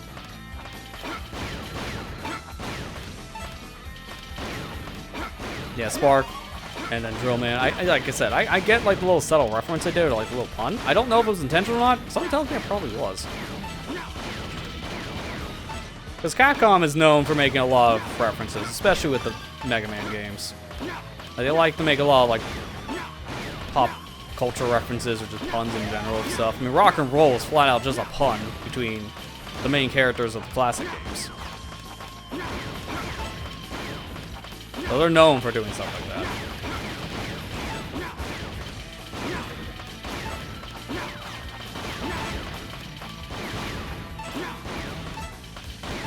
Okay, this is what we're talking about for health drops. Yeah, that's the second sub-tank. So I just need 2 more.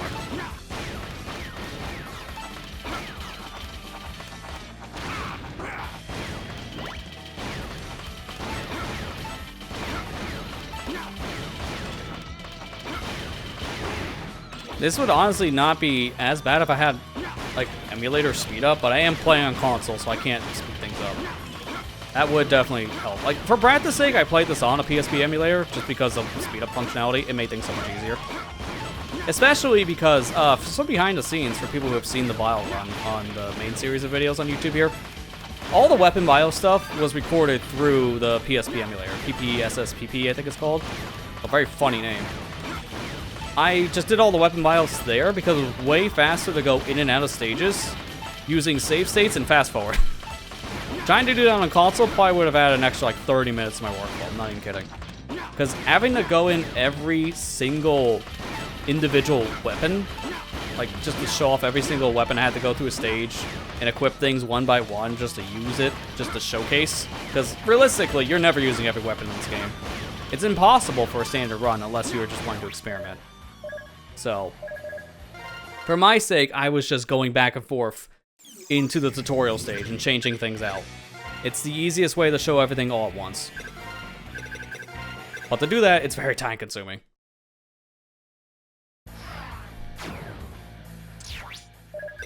Alright, so we got all 4 sub-tanks, so we're good to go there. So I'm going to save.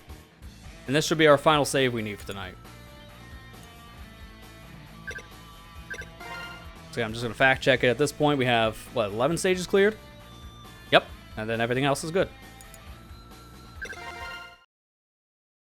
So now after this, we'll be all good. So now with all of our sub-tanks filled, it's finally time to go to Sigma Palace 3 and fight the unknown threat, which, gee, I wonder who that could be. Not like it's pretty obvious by the silhouette. So here specifically, I want to have Goldenrite still equipped. But now I'm wanting to change out my other pieces here. So, to start off, I want Parasite Sword for my arm cannon. And then for my leg upgrade, I want Dead Star Hug. And this will be all we need to finish the game.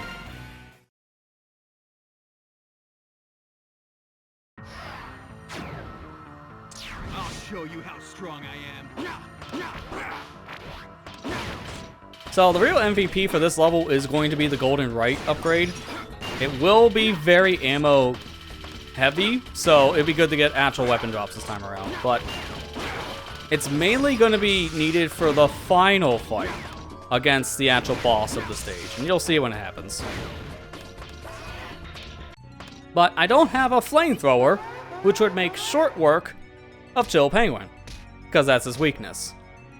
But Goldenrite's still a pretty powerful fist, so I can just punch him in the face a lot. This is revenge for the crap you put me through for the first, like, 30 minutes of this run. It's very cathartic for me.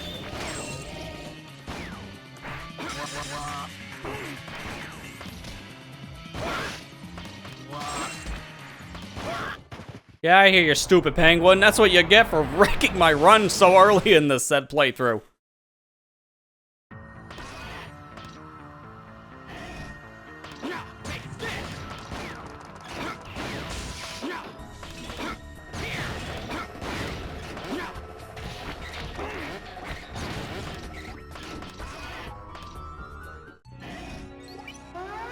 Alright, time for another boss rematch. And this one is against our good old friend Sting Chameleon. We do have a boomerang weapon equipped, so this guy is going to be pretty easy to fight, just like the last time. We'll stun lock him pretty much with every hit.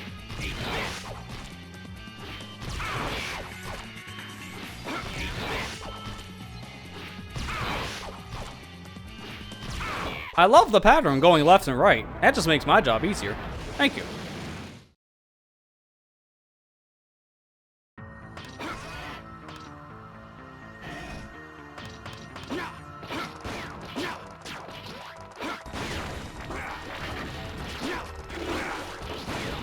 I'm a little low on health, so at this point I'm going to use a sub-tank. This is why we went out of our way to get all 4 of our sub-tanks filled before even coming into the stage. So that gives us a little extra insurance, just in case the final set of fights here go astray, which hopefully shouldn't happen, but I don't know. We still have one more Maverick left, which is in the form of Flame Mammoth. We still have that boomerang weapon, so we can cut off his tentacle. And that's what we're going to do. Yo, I just noticed he has a bare hand. Did he always have a human hand? I don't remember seeing that here in the first fight. Hello? Even his other hand with the flamethrower looks slightly different.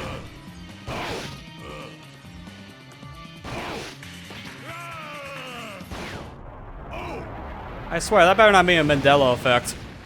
I'll find out in post.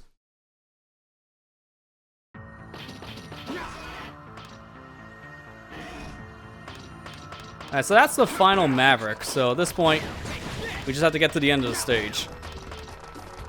Which they really don't want you getting to the end of the stage, as you can see.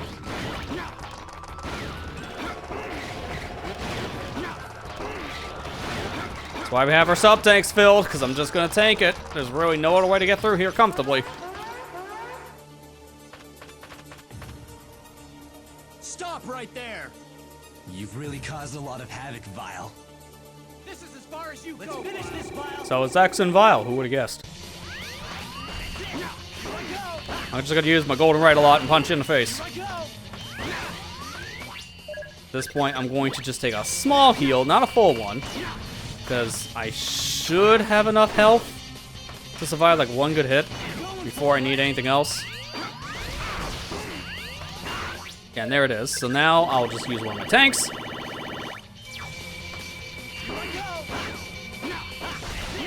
Very careful here of all the fire from Zero. And as we can see, we got some tag team action happening because they both fight each other. They both fight Vile at the same time. X will always come in with a rolling shield, so you have to hit him once to get rid of the shield. And he will be using all the weapons he gets from the Mavericks. Use another sub-tank here. These guys are hitting pretty hard for hard mode, just not surprising. Everything else is hit like a truck. Why not the final bosses? So now it's only one more hit for X, and that concludes Vile's run. I find it interesting when you beat X with Vile, he just loses his armor. He gets stripped down to his basic suit for whatever reason. I don't know how that happens, but it makes sense more with this cutscene. I'll admit, you have grown stronger. But yeah, that's it for the Vile run in Maverick Hunter X's hard run. I'm honestly surprised I did that in one session. Now, mind you, this was like, what, a 2-hour session? Looking at part 1, because I had to separate the recording into 2 parts.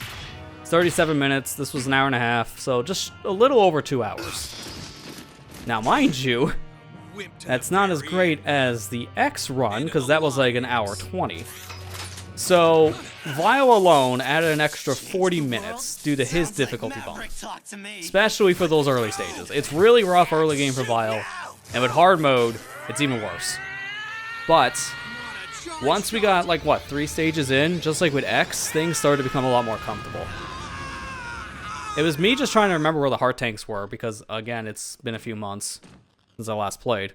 So trying to remember where the heart tanks were was just my own internal struggle, next to just certain boss fights. X, but I still don't understand. Yeah, hopefully you guys enjoyed the hard mode runs between the 2 characters. Again, this one was not planned for tonight. I was just going to do X tonight, but seeing it was only like an hour or so, I figure we can try for Vile, and that gives me more footage to work with now for video production stuff. He's gonna be fun to put together, I'll say that. Vile has a lot of stuff that's not making the final cut, so anytime you want to watch this back, this full VOD will be available on the VOD channel once these videos are up on YouTube, on the main channel here. And if you can't wait for the full VOD and you want to watch this back at any time, this stream is still going to be here on this channel. It's just going to be unlisted after I cut broadcast. So you will need to keep the link on standby or keep it in your watch history. So there's that to keep in mind. You can always find the link for this again from like the community post I made or the posts on social media, because I'll keep those up. Me now. My name is Vile.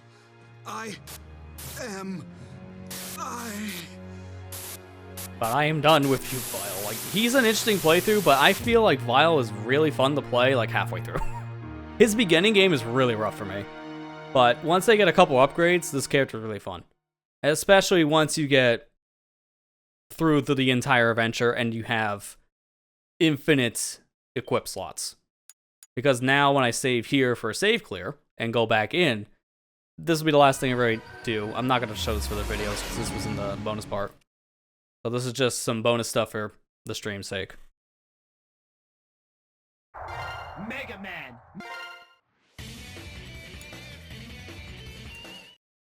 So loading into my clear file, I can go into any stage at this point, which all of them are available again from minute 1, so that means I can go through the stages like I haven't cleared other Mavericks. So like for example, I can go through Spark Mandrill stage with the electricity on. So different hazards are available in all the stages again. It's like a fresh file. But for Vile, I think New Game Plus is the best way to play because you have infinite equip slots. So you can give yourself the most expensive equips, like Golden Right is 20, it's the most expensive from all of the arm pieces. And then you have, what was the most expensive here?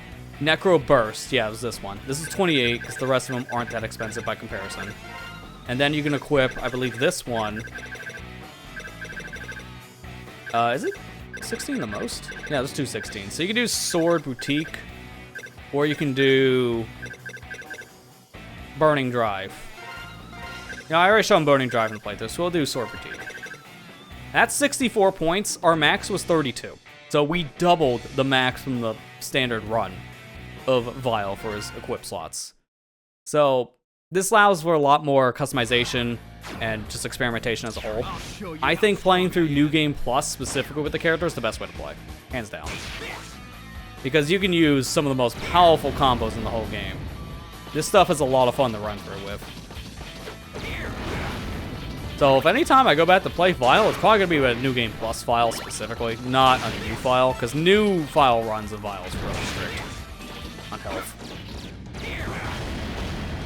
But yeah, you can see just how powerful a lot of these later game equips really are. It just sucks you can't use most of them, especially until you get like 32 points.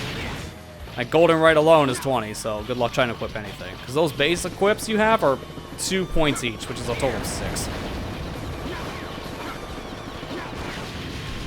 Okay, just seeing how easy it is to wreck things in this. I'm just gonna go until I can like fight X again, just to show how easy the first boss is when you have all of the items in the game. But yeah, again, hopefully people enjoyed this. I'll be working on these videos as soon as possible now that I'm done working through this series. So it'll give me something to edit again. So I'm actually kind of like, I'm working towards trying to build up a backlog of content. That's why there hasn't really been anything since I finished the Vile run, Maverick Hunter X here. So this is going to give me a little bit of extra time to buffer out some more content too, which is perfect. I actually have something, like, no joke, I do have something that is technically ready to go, but I'm not ready to release the series yet since I'm waiting on other announcements first. It's something I want to release as like a timely release, if that makes sense. But yeah, look at how easy X is when you use Golden Right. Just 2 punches and he's down. Most powerful fist weapon in the whole game.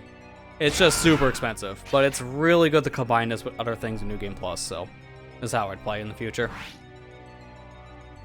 But yeah, that's pretty much gonna do it for the Maverick Hunter X stuff. Let me just kill my recording now, because I don't need that going anymore. And I'm just gonna save that file before I forget. Move it into my actual folder to work with for later. And export that. All right, so now we're good. All right, so let's back out of the title screen. So yeah, that's gonna do it. This was fun. Thanks to everyone who came by and watched. And again, if you want to see the stream back after the fact, it's gonna be unlisted here once I cut broadcast. So you will need to watch this back via like your YouTube history or click the link via the social media posts I made for this game specifically. I'll get the VOD up once the series is actually fully complete on the main YouTube channel here. So once all the individual videos are out. And look forward to seeing those back once they start releasing. I will aim probably for around an April release because there's like one more week left of this month. He's probably going to take about a week or two to put together because there's a lot, especially for Vile, a lot of work I need to be doing to get these videos made. So that's pretty much the big thing I want to talk about here. Again, this was going to be for next week. So I'm kind of sad I didn't get to show off the Vile run video. Just for that sake, I'll play the Vile clip that I was going to use for the intro for the stream. Because that's going to be unused now. So you guys can at least see how that would have played out. Actually, I'll just play them both side by side. How about that?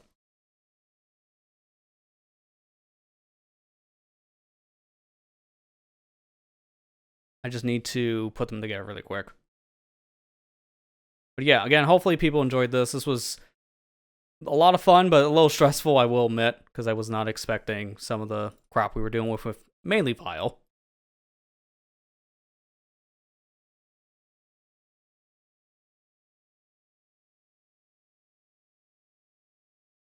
Oh, yeah, it's the wrong file. I need the other one. Yeah, this one. Alright, cool. So I'm just going to let these videos play out so you guys can see what would have actually played if I actually did this next week, because I had a trailer made for the Vile run. But here, let me show you the X one first.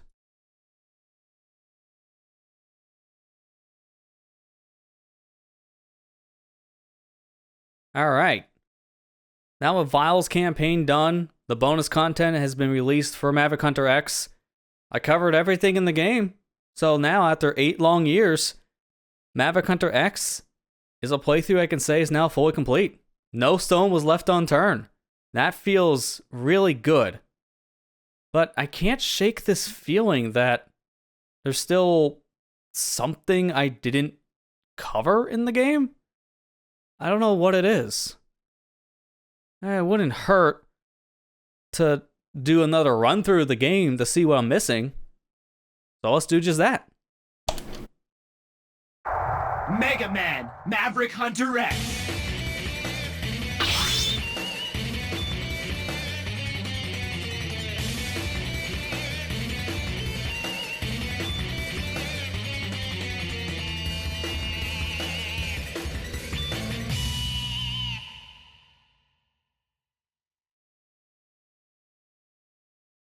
So that was the trailer I made for tonight's stream when I was just planning on doing the X run.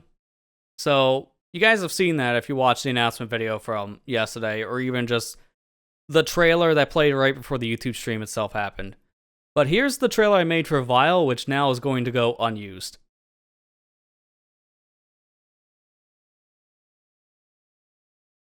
Alright, there we go.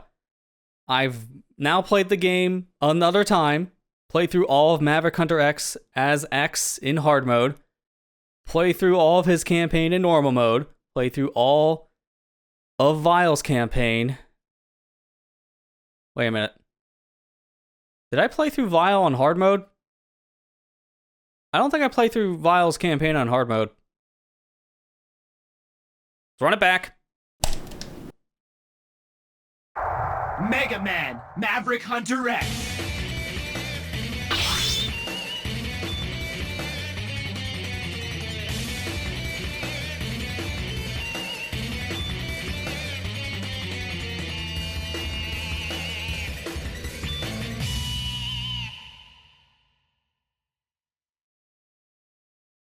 I'm a little sad that's going unused, because I feel like the bit would have worked much better if I didn't actually just immediately play Vile after, but I would have released that next week, because I would have actually done this again next week. But hey, we finished it all now, so neat. There's a little bit of extra behind the scenes stuff. But for now, that's actually going to do it. My voice is shot. I need to end this. I desperately need to get like a cough drop after this one, because oh man, my throat is raw. You can't see the outro because of the VLC player. Hang on. No, we can't do the outro yet. Hang on. No, that doesn't even work. Get rid of the VLC source. Ah, there it is. The actual outro. Thank you guys for watching. I hope you enjoyed. And I'll see you guys next time. Have a good night, everybody. Take care.